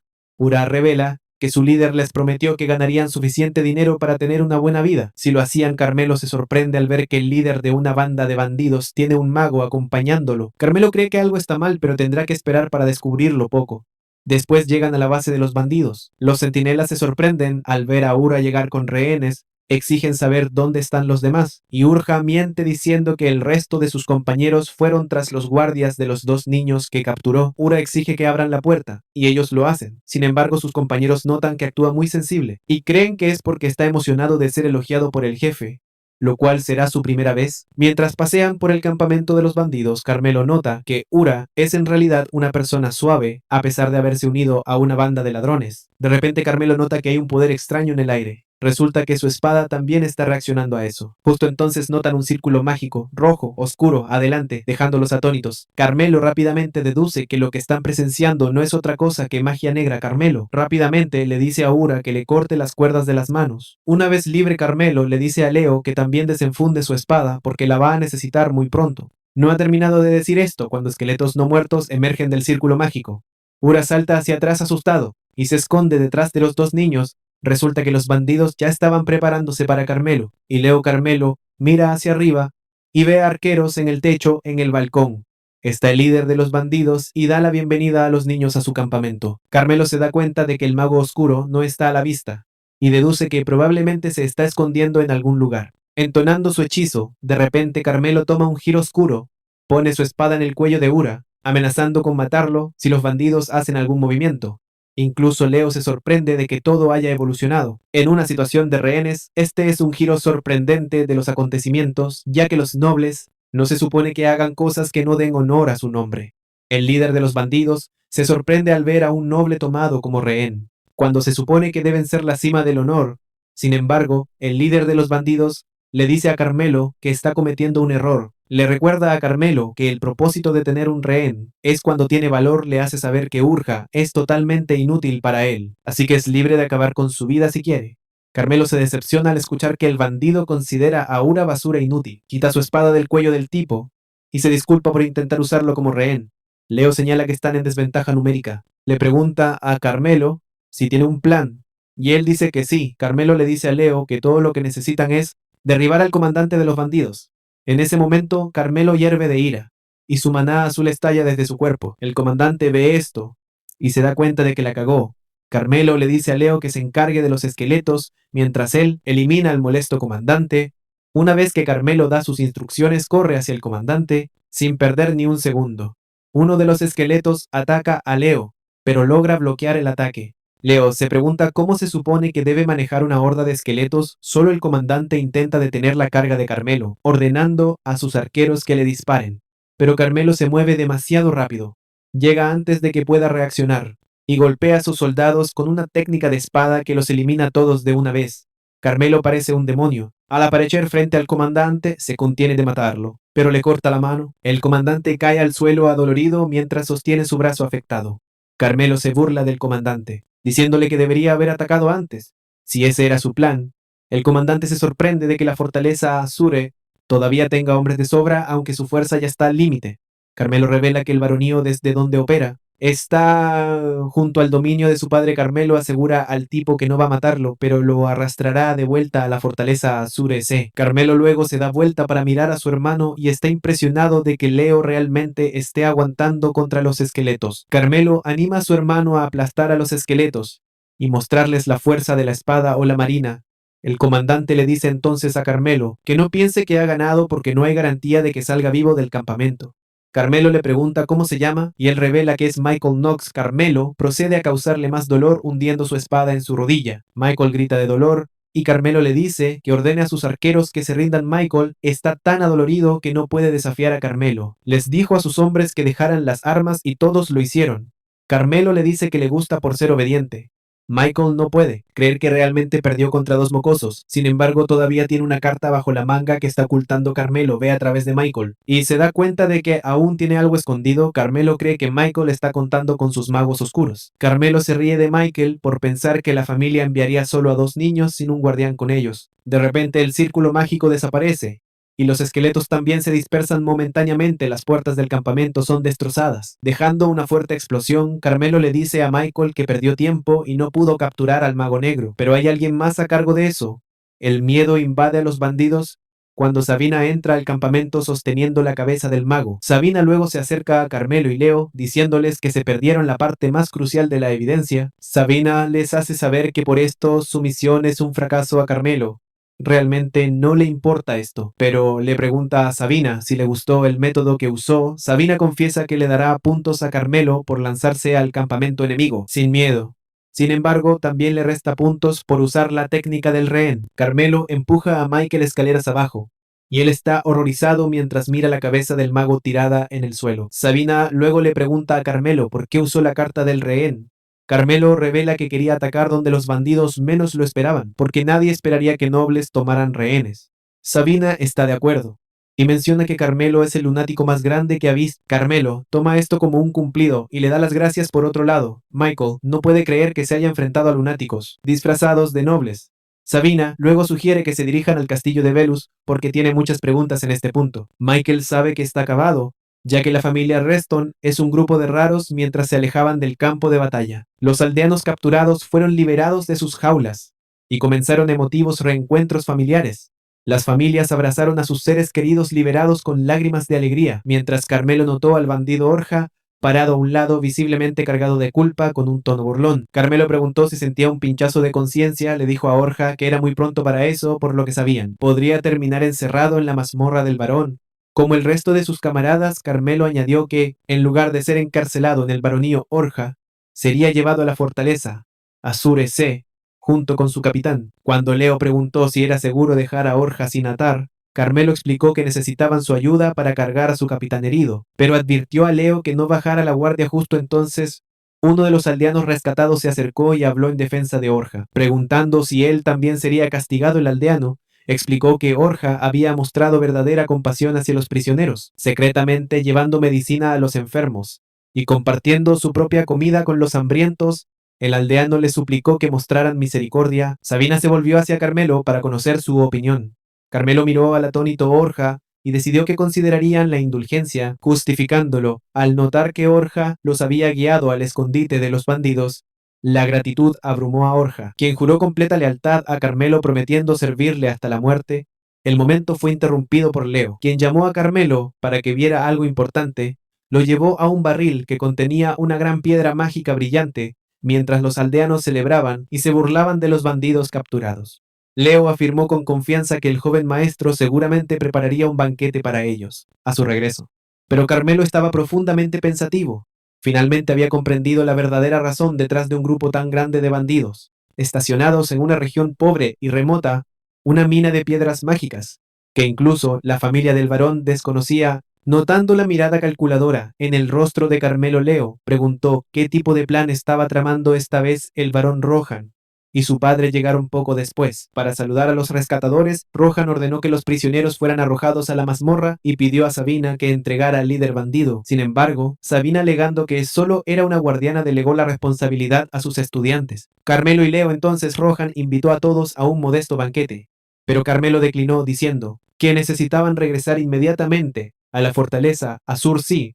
En ese momento, Rohan planteó el tema de la tarifa de la misión, admitiendo que el baronío carecía de recursos para pagar en su totalidad, y solicitó un aplazamiento del pago. La expresión de Carmelo cambió a una de astucia calculada. Comenzó a insultar deliberadamente al baronío, llamándolo un lugar remoto entre lugares remotos, provocando a Rohan. Luego, Carmelo reveló que los bandidos no buscaban monedas ni cautivos, sino algo mucho más valioso. Mostró la piedra mágica al asombrado Rohan, quien confesó que no tenía idea de que existía tal mina en sus tierras, teniendo todas las cartas. Carmelo declaró que él también tenía una propuesta que hacer. Sugirió que la fortaleza Azur-C desarrollara conjuntamente la mina de piedras mágicas con el baronío de Veluz, con la condición de que la fortaleza proporcionara el capital inicial y las fuerzas de seguridad internamente. Rohan quedó atónito. Se preguntó si este chico realmente comprendía la magnitud de lo que estaba proponiendo, pero rápidamente se dio cuenta de que tener a la poderosa familia Reston como socio en la mina de su baronío sería una ganancia enorme. Concluyó que Carmelo había calculado todo esto de antemano y se sorprendió por la audacia de un niño negociando a este nivel. Carmelo añadió que el acuerdo también podría permitir el establecimiento de una guarnición nocturna en el baronío, resolviendo los problemas de defensa de la región, mientras simultáneamente promovía el crecimiento económico. Cuando Rohan preguntó sobre la proporción de reparto de ganancias, Carmelo astutamente desvió, diciendo que sería irrazonable que un niño discutiera tales detalles finos. En cambio, sugirió que Rohan tratara el asunto con su padre. Rohan aceptó consultar con su padre y prometió hacer contacto pronto más tarde. Carmelo preguntó a Sabina por qué había anticipado complicaciones. En el escondite de los bandidos, Sabina reveló que el mago negro, con quien había tratado, no era un simple lanzador de hechizos. Él era Taddiahata, un criminal de alto nivel de segundo grado, buscado en el Imperio, y un mago de sexto círculo. Sabina regañó a ambos chicos por distraerse con los bandidos insignificantes y ignorar la verdadera amenaza. Explicó que la verdadera fuerza solo crece al enfrentarse a oponentes poderosos. Si ellos mismos hubieran derrotado al mago negro, no habrían perdido tiempo con la chusma. Por eso declaró la misión un fracaso, un juicio que Carmelo aceptó respetuosamente. Luego se volvió hacia Leo, quien se sentía algo ignorado, y lo sorprendió con elogios. Comentó que su desempeño había superado las expectativas, especialmente considerando que era la primera vez que enfrentaba a los no muertos. Lo animó a confiar en sí mismo y a ser más seguro de sí mismo en adelante. Mientras tanto, en la fortaleza Azure Aurelio regresó de la capital, sus sirvientes lo recibieron e informaron del regreso del Caballero del Oeste, y que Carmelo Leo y Sabina estaban de regreso de su misión. De repente llegó un mensajero real con una carta urgente del Palacio Imperial. Aurelio abrió el mensaje y se mostró visiblemente conmocionado por su contenido. El emperador, que no había mencionado nada al respecto antes de la partida de Aurelio de la capital, había convocado personalmente a su nieto Carmelo al Palacio Imperial. En el tren de regreso, Orja llevaba a su capitán Michael herido. Michael, aún desafiante, intentó persuadir a Orja para que escaparan juntos, creyendo que había una brecha en la seguridad. Pero Orja lo golpeó con enojo y se negó, recordándole que lo había llamado inútil y prescindible. Cualquier lealtad que Orja tuviera claramente se había roto. Al llegar a la fortaleza Azure C, fueron recibidos por familiares. Pablo, con una sonrisa sarcástica, comentó que el entorno de Carmelo seguía tan caótico como siempre. Carmelo respondió con dureza, amenazándolo en broma. A pesar de la broma, Pablo recibió calurosamente a su hijo. Sabina se volvió para hablar con Pablo, comentando que Aurelio probablemente lo había convocado por el alboroto que Carmelo había causado en la baronía de Velus. Mientras tanto, Pablo felicitó a su sobrino Leo por su impresionante desempeño, señalando que la noticia del éxito de su misión había llegado incluso antes que ellos. Leo sintió un orgullo creciente, esperanzado de que tanto su padre como su abuelo estarían orgullosos de él. Carmelo, visiblemente cansado, anunció que subiría a descansar. El ambiente cambió cuando Sabina preguntó a Pablo si había oído algo sobre el cambiante panorama político del imperio. Pablo respondió que la mayoría de las otras grandes potencias, excepto su propia familia, se estaban agrupando en torno a dos grandes facciones, el Ducado Salmón y el Marquesado Díaz. Sabina añadió que Aurelio había planeado reuniones con varias familias en la capital para evaluar la situación, pero las había cancelado todas, tras sus discusiones con el emperador que no produjeron resultados satisfactorios. Pablo explicó que las familias Salmón y Díaz habían apoyado el derrocamiento del antiguo emperador y jugaron un papel clave en la instalación del actual. Como resultado, ahora tenían el control de facto del aparato político del imperio.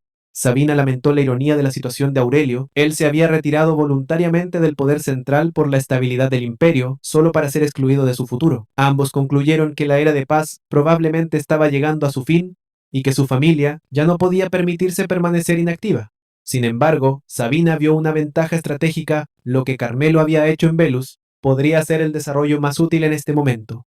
Sus acciones habían dado a la familia una justificación válida para desplegar tropas en otros territorios bajo el pretexto de desarrollo cooperativo. Describió a Carmelo como un chico interesante cuyo momento no podría haber sido más preciso.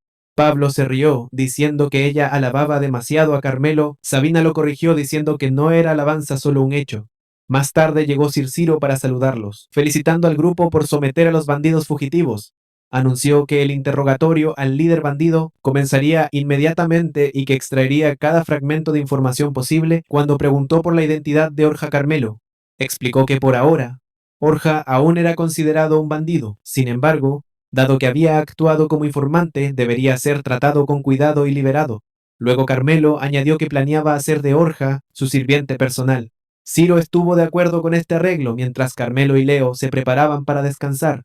Sara los detuvo, recordándoles que su misión aún no estaba completa y que todavía tenían que entregar un informe escrito. Carmelo preguntó si podían escribirlo juntos y Sara lo permitió de inmediato. Carmelo intentó pasar la carga a Leo, argumentando que él había hecho todo el trabajo duro durante la misión.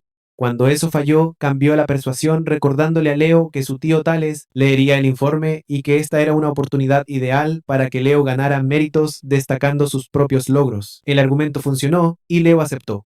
Tras su conversación, Ciro ordenó que los prisioneros fueran detenidos. Sabina, mientras tanto, le lanzó casualmente la cabeza cortada del criminal buscado, diciendo que el informe del chico sería suficiente documentación. Carmelo le deseó suerte a Leo con el informe, anunció su intención de visitar la sala de entrenamiento Mona para practicar la cuarta forma que había desbloqueado recientemente, dejando a Sara atónita por su impulso implacable.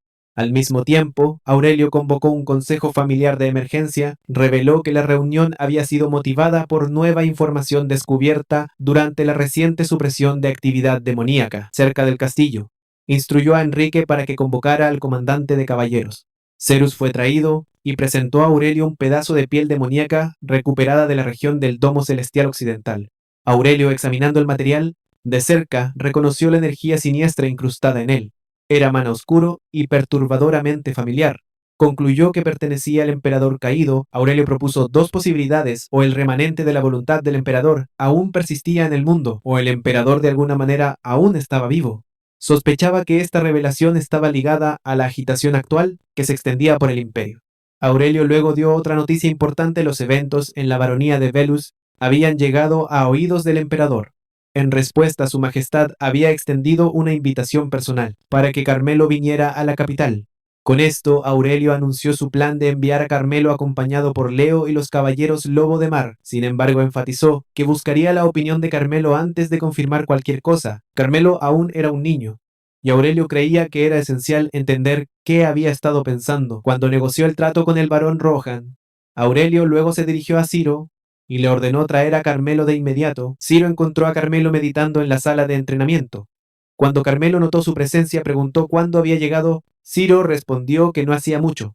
Carmelo comentó que aparte de la familia inmediata, solo Sir Ciro tenía permiso para entrar, pero no recordaba que Ciro alguna vez hubiera puesto un pie en la sala de entrenamiento antes, lo que solo podía significar que el asunto era urgente. Ciras confirmó esto, informándole que el jefe de la familia había convocado al Lord Carmelo al consejo familiar respecto a un posible viaje a la capital. Agregó que los detalles completos serían proporcionados directamente por Aurelio. Al llegar Carmelo al salón del consejo, Aurelio lo recibió y declaró que acababa de enterarse de la exitosa conclusión de su primera misión, lo cual Carmelo confirmó sin demora. Aurelio preguntó por qué Carmelo había actuado de manera independiente y había sobrepasado su autoridad negociando directamente con la casa de Velus. Presionó más preguntando si Carmelo había considerado que tal comportamiento presuntuoso podría ser visto como un grave insulto. Carmelo reconoció inmediatamente el tono no era elogio sino interrogatorio. Con calma negó la acusación, explicando que simplemente había ofrecido una única propuesta al joven barón Bellas, quien la había aceptado por su propia voluntad. Frente al consejo, Carmelo defendió sus acciones, dijo que en su juicio había algo más importante que la etiqueta noble. Cuando Aurelio preguntó qué podría ser más importante que la cortesía, Carmelo respondió el honor de la familia. Esta respuesta impactó profundamente a Aurelio. Internamente reconoció que Carmelo podría haber elegido jactarse de los beneficios del trato o atribuirse el mérito, pero en cambio había priorizado el nombre de la familia. Aurelio silenciosamente elogió esto como un acto espléndido de carácter. Basado en la conducta de Carmelo, Aurelio anunció su decisión.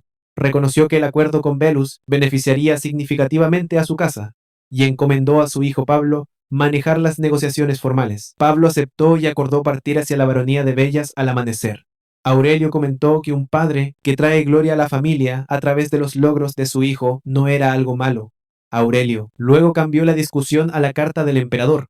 Informó formalmente a Carmelo que su majestad lo había convocado a la capital, ya que la noticia de sus acciones había llegado a la corte. Carmelo, reflexionando sobre las palabras anteriores de Cera, dedujo que la carta del emperador debió haber llegado antes de que Aurelio regresara a la fortaleza Azur-Sí, lo que lo llevó a cuestionar si la inteligencia imperial realmente era tan eficiente o si alguien más estaba detrás. Pensándolo bien, Carmelo concluyó que no era el emperador mismo, sino más bien los poderosos nobles que controlaban el trono, quienes habían orquestado la rápida invitación. Aurelio le ofreció a Carmelo la opción de negarse. Creía que el chico ya entendía el peso político de ir a la capital en un momento tan turbulento.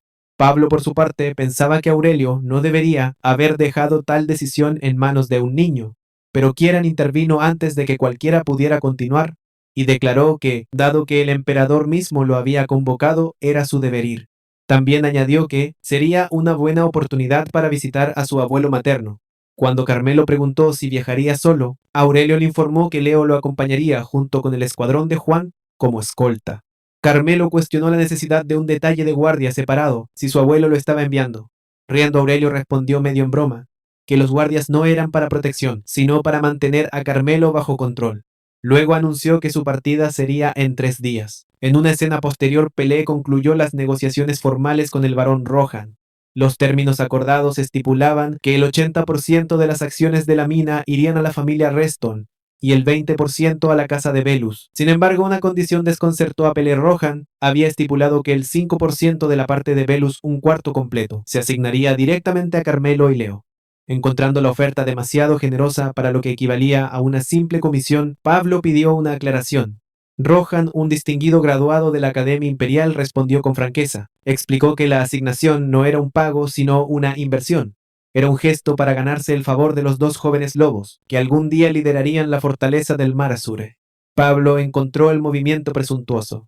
A sus ojos, Rohan había sobrepasado los límites al asumir que podía comprender completamente el potencial futuro de Coron y Leo. El intercambio se tornó áspero, con Pablo comentando sobre la audacia de Rohan, aunque reconoció a regañadientes que no carecía de mérito. Finalmente los chicos fueron convocados para recibir la oferta. Tanto Carmelo como Leo aceptaron con gratitud, mientras Rohan expresaba que era un honor para su familia entrar en esta asociación. Al irse, Leo se volvió hacia Carmelo con una pregunta después de sellar el trato. Preguntó cómo se dividiría su 5%. Carmelo respondió con frialdad que naturalmente él tomaría 9 décimos, dejando a Leo con 1 décimo. Leo quedó atónito por la audaz afirmación, pero Carmelo contraatacó con una mirada amenazante, claramente no abierta a debate. Aterrorizado, Leo aceptó. De inmediato, Pablo y su asistente, observando el intercambio desde la distancia, escucharon la conversación. El asistente comentó que los dos chicos que alguna vez habían peleado amargamente en la infancia ahora se habían vuelto inseparables. Al llegar a la capital, Leo estaba lleno de emoción y nervios. Admitió que solo había escuchado rumores sobre la ciudad y no estaba seguro de cómo comportarse. Carmelo lo tranquilizó, pero Leo protestó que estaban a punto de conocer al emperador. Su emoción estaba perfectamente justificada. Poco después, Leo se dejó llevar por pensamientos fantasiosos de asistir a fiestas sociales y conocer a las bellas mujeres de la capital. Sabina, al escuchar su conversación, se unió a ellos con una sonrisa burlona. Comentó que Deus era un lugar interesante, lleno de luchadores poderosos, y dijo que sería una buena experiencia para ambos. Luego pidió copas de vino para brindar por su primera misión completada. Carmelo, con su sarcasmo habitual, señaló la falta de copas de vino en la habitación de un niño de 13 años. Sin inmutarse, Sabina sirvió el vino en vasos de agua y se volvió hacia Leo. Sabina preguntó si alguna vez había probado vino. Él admitió que Carmelo le había dejado probar un poco antes. Ella le ofreció una copa y él aceptó. Levantando su copa, Sabina elogió el notable crecimiento. Carmelo respondió con agradecimiento, dándole las gracias sinceramente como su maestra. Luego, Sabina hizo un anuncio silencioso. Los 3 años que había prometido protegerlos habían terminado. Expresó su pesar por no estar presente para presenciar el caos que sin duda causarían en la capital. Leo se entristeció al escuchar esto y preguntó si su regreso al Mar del Norte significaba que no la volverían a ver. Sabina se burló de su sentimentalismo y luego le advirtió que no asistiera a fiestas con Carmelo. Explicó que la apariencia, talento y labia de Carmelo serían, inevitablemente atraería toda la atención. Leo, entrando en pánico, le suplicó a Carmelo que no arruinara sus posibilidades de encontrar una futura novia. Carmelo lo llamó idiota y le dijo que se callara y siguiera bebiendo. Mientras tanto, de regreso en la fortaleza del Mar Azul, Pablo informó a Aurelio sobre la exitosa conclusión de las negociaciones con Belus. Aurelio se sorprendió al enterarse de que el baronío había cedido voluntariamente una parte de su participación a Carmelo y Leo. Pablo explicó que la opinión del joven varón había tenido un peso significativo. Él veía el trato como una inversión en el futuro. Aurelio elogió la perspicacia del joven varón y comentó que los Reston habían ganado un aliado prometedor. Luego confió todos los asuntos relacionados con el baronío de Belus a Pablo. Sin embargo, Pablo percibió que había otra razón para su convocatoria. Aurelio rara vez era generoso con los elogios, y sus instintos resultaron acertados. Aurelio cambió la conversación a un asunto más urgente: la convocatoria personal del emperador para Carmelo. Reveló que ningún miembro de su familia había sido convocado antes, excepto él mismo. Luego, Aurelio compartió algo aún más inquietante. Durante su reciente reunión privada con el emperador, había notado un miedo persistente en los ojos del emperador. Continuando, Aurelio especuló que ese miedo indicaba la presencia de una influencia externa detrás de la invitación. Pablo estuvo de acuerdo en que la situación parecía motivada políticamente. Preguntó por qué Aurelio no había simplemente rechazado la solicitud del emperador dada la volatilidad política. Aurelio explicó que no había rechazado porque tenía curiosidad sobre el potencial de Carmelo. Carmelo había sido elegido por la guillotina de la espada ancestral, una señal innegable de que estaba destinado a estar en el centro del legado Reston. Por eso, inevitablemente enfrentaría peligros y pruebas desde todos los frentes. Para Aurelio, la invitación del emperador era una prueba que Car debía enfrentar si el chico iba a asumir el futuro de su familia. Primero debía demostrar que podía soportarlo. Aurelio luego se dirigió a su hijo y le preguntó si estaba preocupado. Pablo, profundamente conmovido, pero sereno, respondió con confianza inquebrantable que creía en su hijo. Aurelio se sorprendió por la respuesta, luego sonrió, llamándola una respuesta maravillosa. Al día siguiente, Sabina se preparó para regresar al Mar del Norte. Zeus preguntó si tenía la intención de despedirse de los chicos, pero ella declinó. Ya había disfrutado compartiendo vino robado con ellos la noche anterior, y sintió que era mejor irse en silencio, ya que los chicos estaban ocupados preparando su viaje. Intercambiaron palabras de despedida, y Sara prometió suministrar más vino en su próxima visita. Al partir, Sabina intercambió una mirada silenciosa con Carol, quien la observaba desde su ventana.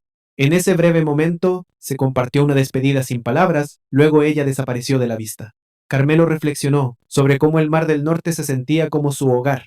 Consideró buscar comida y vino mientras esperaba sin esperar que Sabina se hubiera ido tan pronto. Mientras su presencia se desvanecía, Carmelo pensó que sus tíos probablemente comenzarían a moverse ahora y como si el destino respondiera a sus pensamientos. El tío Tales apareció de repente detrás de él, asustándolo en la estación de tren. Los sirvientes se movían apresuradamente llevando el equipaje de los jóvenes. Leo miró alrededor el alboroto y se preguntó en voz alta por qué tanto alboroto. Se les explicó que era de esperarse, iban a encontrarse con el emperador como representantes oficiales de la familia Reston. Carmelo refunfuñó por la presencia del escuadrón de Juan. Claramente molesto, Ceras explicó con calma que su propósito era protegerlos. Pero Juan intervino con un comentario directo. Su verdadero papel era asegurarse de que los dos chicos no causaran problemas antes de su partida. Tales visitó a Carmelo en su habitación. Después de un breve saludo, Tales reconoció que había oído sobre el viaje de Carmelo a la capital. Luego hizo una sola petición. Le pidió a Carmelo que no se comportara en la capital como lo hacía en la fortaleza Azure-Sea. Carmelo estuvo de acuerdo en la superficie, pero se dio cuenta de que las palabras de su tío eran una admisión abierta de que lo había estado observando todo este tiempo.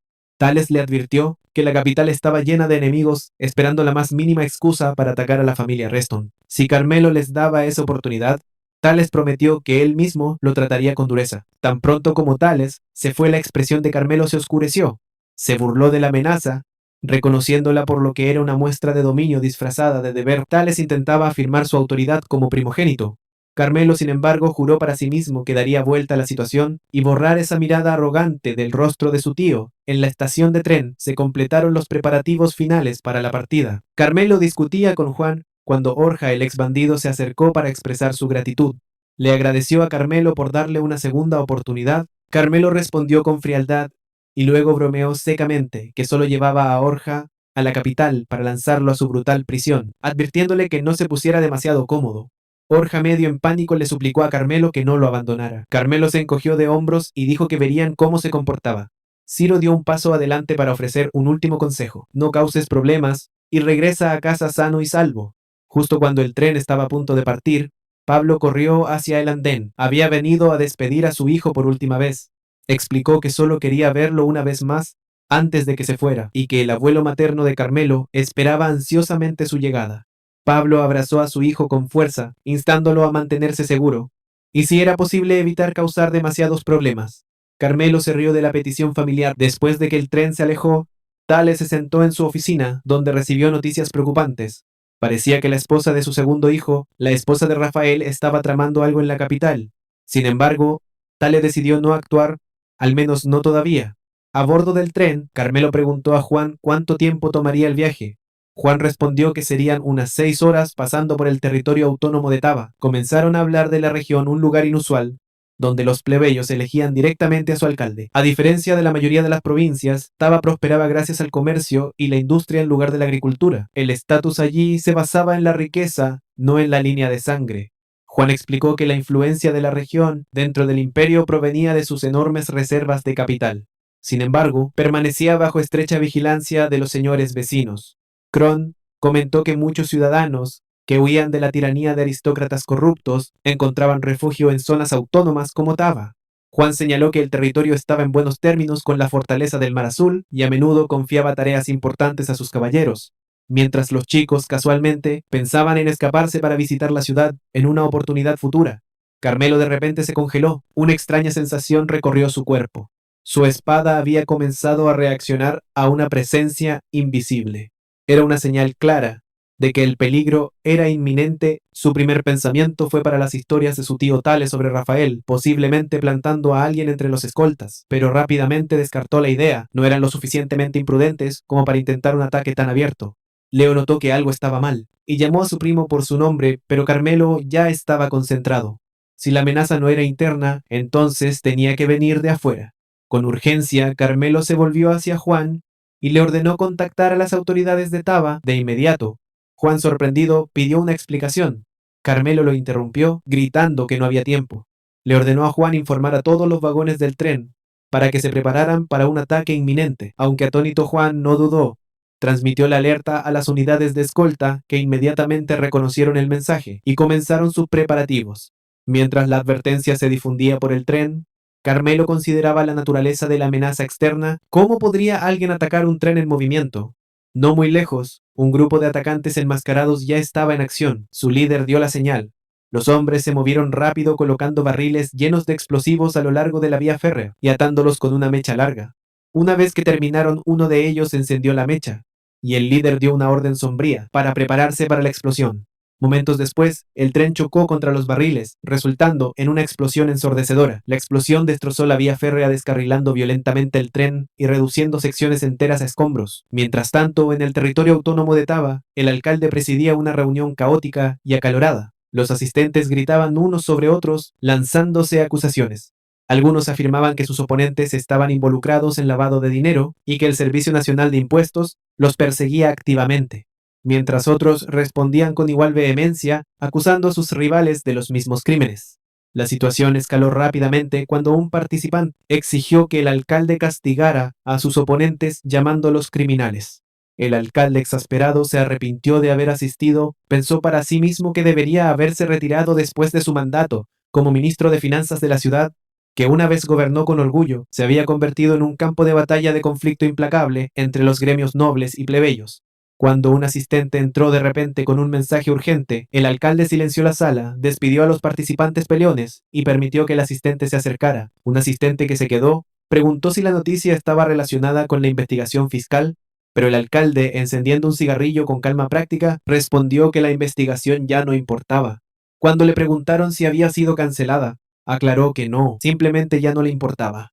Luego entregó la noticia que detuvo todo lo demás. Apenas 5 minutos antes, el tren que viajaba desde el territorio de la familia Reston hacia la capital había explotado. A bordo estaban los dos nietos del gran duque. El hombre restante quedó atónito, pero el alcalde, sereno, explicó que la implicación era clara: estaban todos prácticamente muertos. De vuelta en el lugar del accidente, Carmelo se levantó lentamente de los escombros. Juan corrió preguntando si estaba herido. Carmelo le aseguró que no era nada grave, solo rasguños. Juan solicitó inmediatamente un informe de estado. La actualización reveló una lesión grave a alguien llamado Dell y 2 heridas menores. Otro informe llegó del escuadrón de Orja confirmando 2 muertes entre sus filas. Carmelo notó para sí mismo lo grave que debía ser la situación. Considerando que alguien como Orja estaba tomando la iniciativa para entregar informes de campo, preguntó a Juan sobre su ubicación actual. Juan respondió que estaban aproximadamente a 10 kilómetros del territorio autónomo de Taba. Añadió que ya se había establecido contacto con el territorio antes de que los dos chicos recobraran la conciencia y que la ayuda debería llegar pronto. A pesar de esto, Juan instó a Carmelo y Leo a escapar mientras pudieran, prometiendo que su escuadrón detendría a los atacantes. Pero la espada guillotina de Carmelo reaccionó de nuevo su sutil pulso, alertándolo de peligro cercano. Se dio cuenta de que no estaban solos. Una emboscada era inminente. Carmelo rechazó el plan de Juan de huir, disculpándose pero insistiendo en que no era posible desde su perspectiva. La destrucción del ferrocarril del emperador era un acto directo de rebelión. Si sus enemigos eran lo suficientemente audaces para hacer tal movimiento, no había lugar seguro a donde correr. Se volvió hacia Leo y preguntó si aún podía pelear. Leo confirmó que sí. Carmelo aceptó esto y concluyó que no tenían otra opción. No muy lejos, uno de los atacantes enmascarados tambaleó bajo un golpe repentino. Carmelo apareció detrás de él. Calmado y confiado, habiendo tomado su decisión, se declaró a sí mismo que ninguno de los atacantes podía sobrevivir. El líder enemigo, observando desde la distancia, tomó nota del inesperado número de defensores. Juan, entendiendo la gravedad de la situación, ordenó al segundo escuadrón desembarcar y formar una línea defensiva para proteger a los jóvenes maestros. Informó a Carmelo que cada atacante enemigo tenía al menos fuerza de 3 estrellas. Carmelo, mientras tanto, se concentró en el líder. Su aura era mucho más fuerte. Lo estimó en 6 estrellas. El comandante enmascarado llamó a Carmelo por su nombre, ordenándole rendirse y soltar su arma. Su voz estaba mágicamente distorsionada. Ofreció perdonar a los caballeros y sirvientes si Carmelo cumplía. Carmelo reconoció la intención de inmediato. Los atacantes querían capturarlo vivo. Le preguntó a Juan si se daba cuenta de lo que eso significaba. Juan sí, y le suplicó que no actuara precipitadamente, pero Carmelo se encendió y gritó de vuelta, preguntando por qué lo detenían. Para él, si el enemigo no podía matarlo, entonces eso solo significaba que él era el único capaz de matarlos. Leo suspiró ante la habitual imprudencia de su primo. Juan dio la orden para que todos los escuadrones atacaran y protegieran a los jóvenes maestros a toda costa. La batalla estalló en su totalidad. El resto de los caballeros formaron rápidamente un perímetro defensivo alrededor de Carmelo y Leo, chocando violentamente con los asaltantes enmascarados. Carmelo se movía con facilidad entre las filas enemigas, cortándolos uno por uno. Notó su vacilación para acercarse a él y se burló, decidiendo ir hacia ellos él mismo. Al ver esto, el líder enemigo ordenó a sus hombres retroceder, anunciando que él mismo se encargaría de Carmelo. Carmelo aceptó el desafío, comentando para sí mismo que el jefe finalmente había salido al frente. Pero antes de que pudiera actuar, Juan se interpuso frente a él, bloqueando su camino. Juan insistió en que este oponente era demasiado peligroso. El líder enemigo, divertido por la interrupción, se burló de Juan por ser un caballero de rango C corriendo hacia su muerte. Juan replicó desafiante que entonces verían quién moriría, y cargó con un grito de guerra atronador. El choque entre Juan y el líder enmascarado estalló con ferocidad. El comandante enemigo lanzó una ofensiva poderosa, pero Juan logró bloquear el golpe inicial con dificultad. El líder enmascarado estaba visiblemente sorprendido de que su ataque hubiera sido desviado. Mientras la pelea continuaba, Juan comenzó a reconocer la técnica de su oponente. La sospecha se coló en sus pensamientos basándose en el estilo de combate del hombre. Se preguntó si el atacante era Pajar Sultanato, el renombrado caballero de 6 estrellas del Sultanato de Baviera. La realización lo inquietó.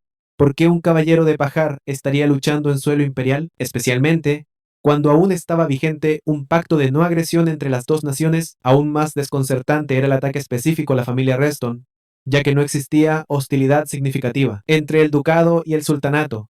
A pesar de su confusión, Juan decidió descubrir la verdad. La marea de la batalla parecía estar cambiando a su favor. Los dos jóvenes maestros se mantenían firmes y la moral estaba alta, pero en un breve momento de distracción, Hakim aprovechó la oportunidad y golpeó a Juan con un poderoso golpe, burlándose de él.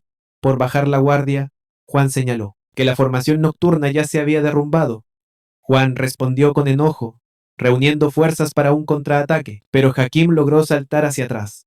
Juan le ofreció una última oportunidad para rendirse, alegando que la resistencia era inútil. Mirando alrededor del campo de batalla, Hakim vio que sus caballeros habían sido derrotados y su formación rota. Juan, aprovechando el momento, le ofreció a él y a sus hombres restantes la oportunidad de rendirse, prometiendo perdonar sus vidas. Cuestionó la sabiduría de morir tan lejos de casa, pero Hakim rechazó la oferta rotundamente, afirmando que tenía la intención de cumplir su misión. Sin importar el costo, de repente desató su mana en una oleada violenta, causando que la energía dentro de su cuerpo aumentara incontrolablemente. Juan reconoció de inmediato la imprudencia del movimiento. Hakim no temía a la muerte, y este acto final pondría en peligro a los jóvenes maestros sin opciones.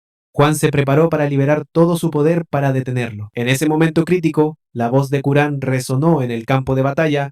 Expresó su decepción con Juan, apareciendo de repente y recordándole que su trabajo había sido evitar que Carmelo causara problemas, no caer ante el enemigo. Con sarcasmo mordaz, Carmelo cuestionó si Juan realmente estaba a punto de rendirse. Ya Hakim se volvió hacia la fuente de la voz. Carmelo, de pie con orgullo, confirmó su identidad sin dudar. En un golpe rápido y calculado, cortó los brazos de Hakim. Hakim, ahora mortalmente herido, retrocedió tambaleándose. Mientras moría, se refirió a Carmelo como un monstruo. Carmelo, impasible, le agradeció el cumplido, pero incluso en la victoria, Carmelo notó algo extraño. Su espada guillotina comenzó a vibrar de nuevo. Entendió lo que esto significaba. La amenaza no había terminado. Miró a Hakim ahora apenas respirando y lo acusó de esconder un último truco. Hakim respondió con una disculpa críptica sin expresar arrepentimientos y susurró algo ominoso mientras su cuerpo comenzaba a emitir una energía peligrosa. Inestable, la realización llegó demasiado tarde. Hakim había activado un hechizo de autodestrucción. Juan, al sentir la explosión inminente, gritó a los caballeros que protegieran al Lord Leo, quien estaba paralizado en el centro del campo de batalla. Sin dudar, Juan se lanzó frente a Carmelo, intentando protegerlo de la explosión. Carmelo, atónito, exigió saber qué estaba pasando, y Juan explicó con gravedad que Hakim estaba usando una técnica suicida. Mientras el hechizo se activaba, Juan se disculpó culpándose por la situación en sus últimas palabras antes de la explosión. Suplicó a Carmelo que sobreviviera. La explosión resultante fue masiva, devastando el campo de batalla y consumiendo todo en su radio. En medio de las cenizas, Carmelo escuchó una voz extraña, hablándole directamente, una voz que no era humana. Lo llamó criatura tonta por despertarla, y comentó que no había probado la sangre de caballeros en bastante tiempo. La voz anunció que ahora cumpliría su parte, y aconsejó a Carmelo cerrar los ojos con fuerza para que sus globos oculares no explotaran por la fuerza. Cuando el humo se despejó, Carmelo encontró a Juan tendido inconsciente en el suelo, corrió a su lado e intentó despertarlo. Juan abrió los ojos lentamente irritado y comenzó a regañar a Carmelo por su indiferencia. Después de que él había arriesgado su vida, Carmelo, impasible, respondió fríamente que nunca había pedido ser salvado. Entonces otra voz habló, esta vez desde la espada de Carmelo. Se burló de ambos, afirmando que Corón no habría sobrevivido sin su intervención, e insistiendo en que se merecía algo de gratitud. Corón quedó atónito. Al darse cuenta de que su espada acababa de hablarle, miró alrededor la destrucción dejada tras la explosión, desconcertado por lo que acababa de ocurrir. Corón preguntó a la espada si era una espada ego, un arma forjada con las almas de herreros locos. La espada, claramente insultada, se enfureció por la comparación y amenazó con cortar el cuello de Carmelo. Si se atrevía a repetirlo, Carmelo, impasible, se preguntó en voz alta por qué la espada lo había salvado si ahora quería matarlo por algo tan trivial. Con irritación y gruñendo la espada, explicó que había gastado todo el maná que tenía almacenado para protegerlo de la explosión. Si no lo hubiera hecho, afirmaba que la cabeza de Carmelo ya habría rodado. Ahora agotada, se quejó amargamente y preguntó si había otra forma de absorber maná además de pelear. Luego reflexionó que tal vez podría extraer poder de la sangre de Carmelo en su lugar. Esa sugerencia llevó a Carmelo a una nueva conclusión. La espada debía ser un arma demoníaca si anhelaba la sangre de su portador. Justo entonces llegó un grupo de caballeros. Su comandante se presentó como Helio, líder de las fuerzas de autodefensa de Taba. Juan dio un paso adelante para presentarse también. Mientras hablaban, Carmelo enfundó su espada. El arma se quejó de que no podía hablar mientras estaba dentro de la funda. Carmelo respondió secamente que eso era maravilloso antes de ordenarle que durmiera tranquilamente. El comandante Helio, reconociendo a Carmelo como el nieto del gran duque Aurelio, asumió plena responsabilidad en nombre de la región. Explicó que había sido enviado por el alcalde para escoltar a los miembros de la familia Dugole a un lugar seguro. Carmelo aceptó el arreglo y pidió que los heridos fueran atendidos de inmediato. Mientras viajaban en el carruaje, Carmelo mencionó la posibilidad de regresar a la fortaleza Azurecé. Sin embargo, Juan señaló que el peligro podría no haber terminado y que la investigación en curso tomaría tiempo. Carmelo, sin embargo, lo tranquilizó diciendo que ya había contactado a Ciro y que no había necesidad de preocuparse innecesariamente. Luego cambió de tema, preguntando a Juan si sabía la identidad del hombre que se había inmolado. Juan confirmó que era Simón, un caballero de 6 estrellas del sultanato de Pajar. Carmelo inmediatamente comenzó a considerar las implicaciones políticas. Se preguntó si el pacto de no agresión firmado personalmente por su abuelo y el sultanato estaba ahora al borde del colapso. Juan señaló que aunque las relaciones entre el imperio y el sultanato se habían deteriorado, no lo habían hecho, hasta un punto que justificara tal acto de agresión. Carmelo, sin embargo, concluyó que las acciones de Hakim por sí solas podrían interpretarse como un casus belli suficiente. Mientras viajaban, Carmelo notó a Leo mirando fijamente sus propias manos manchadas de sangre. El chico más joven parecía conmocionado. Admitió que no había escuchado lo que Carmelo había dicho antes y se preguntó en voz alta por qué sus manos temblaban. Carmelo sabía que tal reacción era normal. Era la primera vez que Leo quitaba una vida. Volverse insensible a la muerte era difícil, pero era algo que Leo tendría que superar. Esa era la realidad de su mundo. Poco después, un guardia que cabalgaba junto al carruaje anunció que pronto llegarían al territorio autónomo de Taba. Mientras el carruaje entraba en la ciudad, Carmelo miró por la ventana y comentó internamente: sobre la opulencia de su arquitectura. En las puertas, el alcalde los recibió calurosamente dando la bienvenida al grupo a Taba. Expresó su alivio por su llegada segura y prometió que el territorio haría todo lo posible para identificar al cerebro detrás del ataque. También prometió plena cooperación con la investigación de la familia Reston. Carmelo interrumpió las formalidades del alcalde para asegurarle que ya sabían que Taba no tenía participación en el ataque. El alcalde se relajó visiblemente ante esas palabras. Juan notó que el alcalde había cambiado considerablemente desde sus días como ministro de Finanzas. El alcalde rió amargamente confesando que lamentaba haber aceptado alguna vez la maldita posición de alcalde. Luego se disculpó por hablar demasiado informalmente en presencia del nieto de un duque. Carmelo, sin embargo, le pidió que hablara con libertad, explicando que la formalidad excesiva de sus mayores le incomodaba. El alcalde dudó, al principio no sabía cómo responder a tal petición de un joven noble, pero finalmente aceptó, aunque con cautela. Se corrigió rápidamente después de dirigirse accidentalmente a Carmelo por su nombre. Para cambiar el ambiente, el alcalde sugirió: trasladan la conversación a un lugar más privado. Dentro de una cámara silenciosa, Carmelo comenzó su investigación y señaló que los atacantes habían usado explosivos convencionales, no ataques basados en maná para destruir el ferrocarril. Señaló que tales explosivos solo podían ser obtenidos a través de la estrictamente controlada administración de suministros militares del imperio, haciendo casi imposible el contrabando desde dentro. Basándose en esto, propuso una teoría de que los explosivos habían sido introducidos al imperio desde el exterior, muy probablemente desde el sultanato de Padjara. Recordó al alcalde que solo el imperio y el sultanato tenían la capacidad técnica para fabricar explosivos de ese calibre.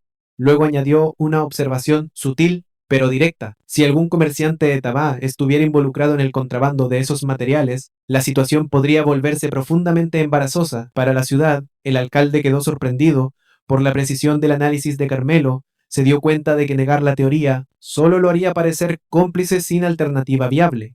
Concedió que la probabilidad de contrabando era, efectivamente, alta. Internamente maldijo a los contrabandistas imprudentes que lo habían puesto en una posición tan precaria. En ese momento, Carmelo emitió un recordatorio claro: los caballeros Ola Marina y miembros de la fortaleza Azure habían sido heridos en el incidente. El alcalde entendió de inmediato que estaba siendo acorralado. La familia Reston era conocida por devolver favores 10 veces y venganzas 100 veces. Si no cooperaba, estaría acabado en un intento de cambiar el rumbo de la conversación. El alcalde preguntó por el padre de Carmelo y afirmó tener una relación cercana con Sir Gael, abuelo materno de Carmelo. Carmelo respondió con una sonrisa sarcástica, comentando que la mención repentina del nombre confirmaba las habilidades del alcalde como político experimentado. Justo entonces, un asistente irrumpió en la habitación con noticias urgentes de la capital. El alcalde supuso que el mensaje concernía la partida de la Guardia Imperial, pero el asistente lo corrigió. La noticia era más seria. No solo la Guardia Imperial había partido, sino que el comisionado del Servicio de Impuestos Internos mismo se dirigía a Taba liderando la primera división especial. El asistente reveló el nombre del comisionado: Gael Patricio, infamemente conocido como el Rey Demonio. Al mencionar ese nombre, el alcalde se mostró visiblemente afectado. Preguntó a Carmelo si realmente era Sir Gael quien venía. Carmelo lo confirmó sin dudar. Su abuelo, explicó, abandonaría todo si eso significaba proteger a su nieto del peligro. Esa noche, las fuerzas de la primera división especial del Servicio de Impuestos Internos llegaron al territorio de Taba, generando una atmósfera tensa. Sobre las bulliciosas calles de la ciudad, el comisionado Gael Patricio lideró la división con una expresión severa que ofrecía poco consuelo. En otro lugar, 2 hombres enmascarados observaron la escena en silencio. Su asistente comentó sobre su rápida llegada, a lo que el hombre simplemente respondió que se trataba de su nieto en la ciudad. Los comerciantes de Taba estaban dominados por una mezcla de ira y confusión. El anuncio repentino de una investigación fiscal sin previo aviso los dejó conmocionados. Las quejas resonaron en la sala, especialmente ante la noticia de que la temida Primera División Especial conduciría la investigación. Dentro del salón de reuniones, el alcalde luchaba por calmar las voces crecientes. Cuando Carmelo y su grupo entraron, uno de los comerciantes mayores apoyó al alcalde, instando a los demás a reconocer la gravedad de la situación.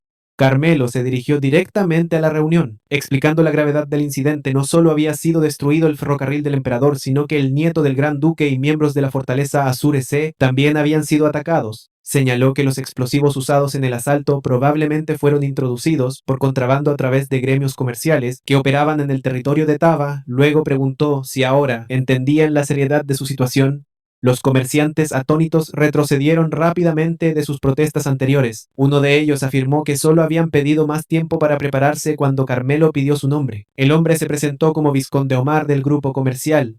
Omar Carmelo respondió fríamente afirmando que personalmente se aseguraría de que el nombre del vizconde llegara a su abuelo en el Servicio Nacional de Impuestos. El comerciante aterrorizado le suplicó que reconsiderara admitiendo que había hablado demasiado apresuradamente. En ese momento se anunció la llegada de la Primera División Especial, y su comisionado Gael entró al salón y declaró el inicio inmediato de una investigación fiscal a gran escala en todos los grupos comerciales, citando informes de riqueza masiva, acumulados a través del contrabando y la evasión fiscal, y confirmó que la orden había venido directamente del emperador y se requiere cooperación total. Carmelo, observando la imponente presencia de la división, estaba realmente emocionado. Leo preguntó a Juan si los rumores eran ciertos. Juan explicó que la primera división especial se especializaba en casos que involucraban a comerciantes poderosos y nobles y poseía la autoridad para movilizar a la Guardia Imperial si era necesario. Leo entendió que no debían tomarlos a la ligera después de dar sus órdenes. Gael se acercó a Carmelo y lo saludó con calidez, comentando que habían pasado 3 años desde su último encuentro. Más tarde en privado, Gael preguntó a Carmelo sobre su estado. Carmelo le aseguró que estaba bien cuando le preguntaron si sospechaba de alguien. Carmelo negó tener sospechosos específicos. Gael planteó la posibilidad de una implicación interna, pero Carmelo la descartó, argumentando que si uno de sus tíos hubiera estado detrás del ataque, no habría quedado rastro en este caso. Sin embargo, las huellas parecían intencionales, casi como si alguien hubiera querido que el sultanato de Pajar fuera culpado. Gael preguntó si Carmelo tenía la intención de perseguir a los culpables. Él le aconsejó que no lo hiciera, recordándole que el mundo estaba lleno de individuos poderosos y peligrosos. Le indicó a Carmelo que permaneciera en silencio y dejara que los adultos se encargaran del asunto, informándole que partirían hacia la capital. A la mañana siguiente, por orden imperial, Carmelo asintió y prometió mantenerse tranquilo.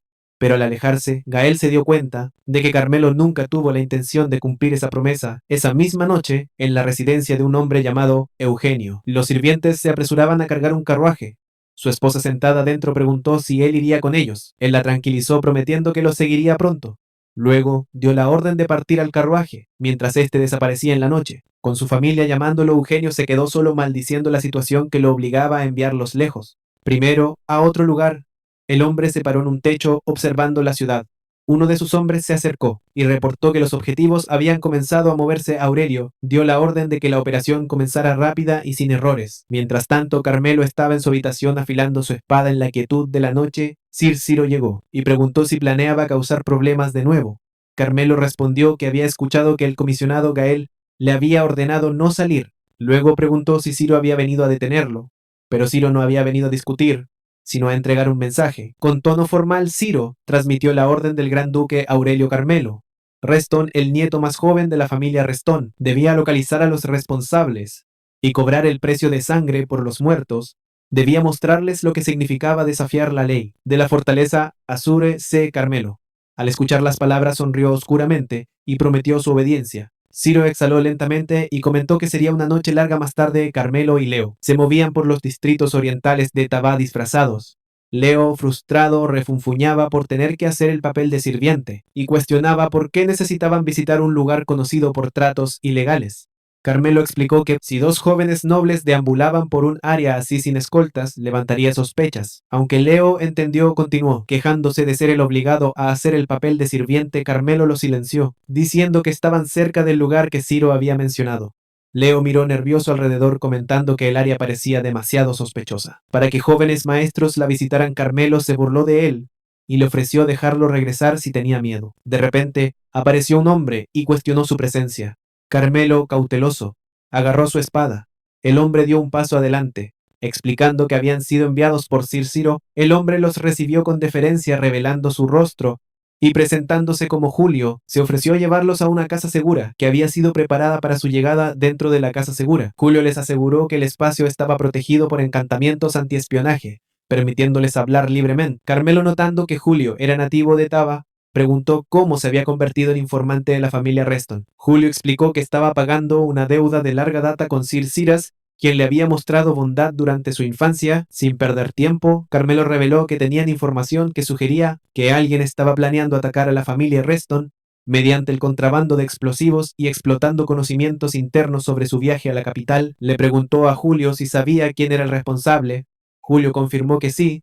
Según la información que había reunido, solo dos grupos comerciales en el mercado negro estaban manejando explosivos, el grupo Kur y el grupo Caligo. Sin embargo, se decía que el grupo Kur estaba en proceso de retirarse de los negocios del mercado negro. Cuando le preguntaron sobre el grupo Caligo, Julio explicó que estaba compuesto por antiguos esclavos conocidos por aceptar cualquier trabajo, sin importar lo peligroso que fuera siempre y cuando fuera rentable. Luego compartió una actualización crítica a miembros del grupo Colego, habían salido de la ciudad más temprano ese día, lo cual Carmelo encontró especialmente sospechoso. Carmelo sopesó las posibilidades, el grupo Kur retirándose actualmente de actividades ilícitas, y el grupo Colego, compuesto por individuos imprudentes sin nada que perder. Leo señaló que no tenían tiempo para investigar ambos y preguntó a dónde debían ir después. Carmelo sonrió y comentó que la respuesta era obvia: las personas sin nada que perder siempre eran las más peligrosas. Con eso decidieron perseguir al grupo Caligo, y Julio se comprometió a guiarlos hasta la entrada del mercado negro del grupo. En otro lugar, el alcalde Guillermo estaba hablando con el comisionado Gael. Guillermo cuestionó si Gael realmente se sentía cómodo permitiendo que Carmelo operara de manera independiente. Gael explicó que el gran duque Aurelio le había escrito personalmente suplicándole que le dieran libertad a Carmelo. Añadió que los lobos tenían su propia manera de manejar a otros lobos. Guillermo entonces reveló que Carmelo incluso le había pedido un favor personal para idear cualquier excusa que pudiera retrasarlo o disuadirlo de interferir. Aunque Gael estaba impresionado por la audacia del chico, seguía preocupado señalando que Carmelo tenía solo 13 años. Glenn desestimó la preocupación afirmando que Carmelo ya se había probado a sí mismo y que la edad no significaba nada frente al genio. Gael insistió en que Taba era un lugar peligroso. Los grupos comerciales allí estaban sobornando a políticos en la capital, en un esfuerzo por expandir su influencia. Señaló que aunque el duque Aurelio había elegido permanecer en la frontera, las grandes casas nobles de la capital estaban vigilando de cerca a la familia Reston. Taba dijo, estaba llena de oportunistas desesperados por ganar favor político. Gael dice que por eso mismo el emperador había intervenido para asegurar que el imperio no fuera entregado a facciones egoístas. Guillermo entonces dio una noticia inesperada. Sir Mateo estaba en Tabá. Gael quedó atónito y preguntó si se refería a Mateo, el escudo inquebrantable Mateo, el de 8 estrellas.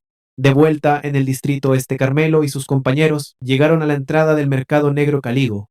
Julio confirmó que era el único punto de acceso y explicó que en caso de emergencia podía ser sellado desde dentro. Carmelo comentó secamente sobre la brutalidad de tal táctica.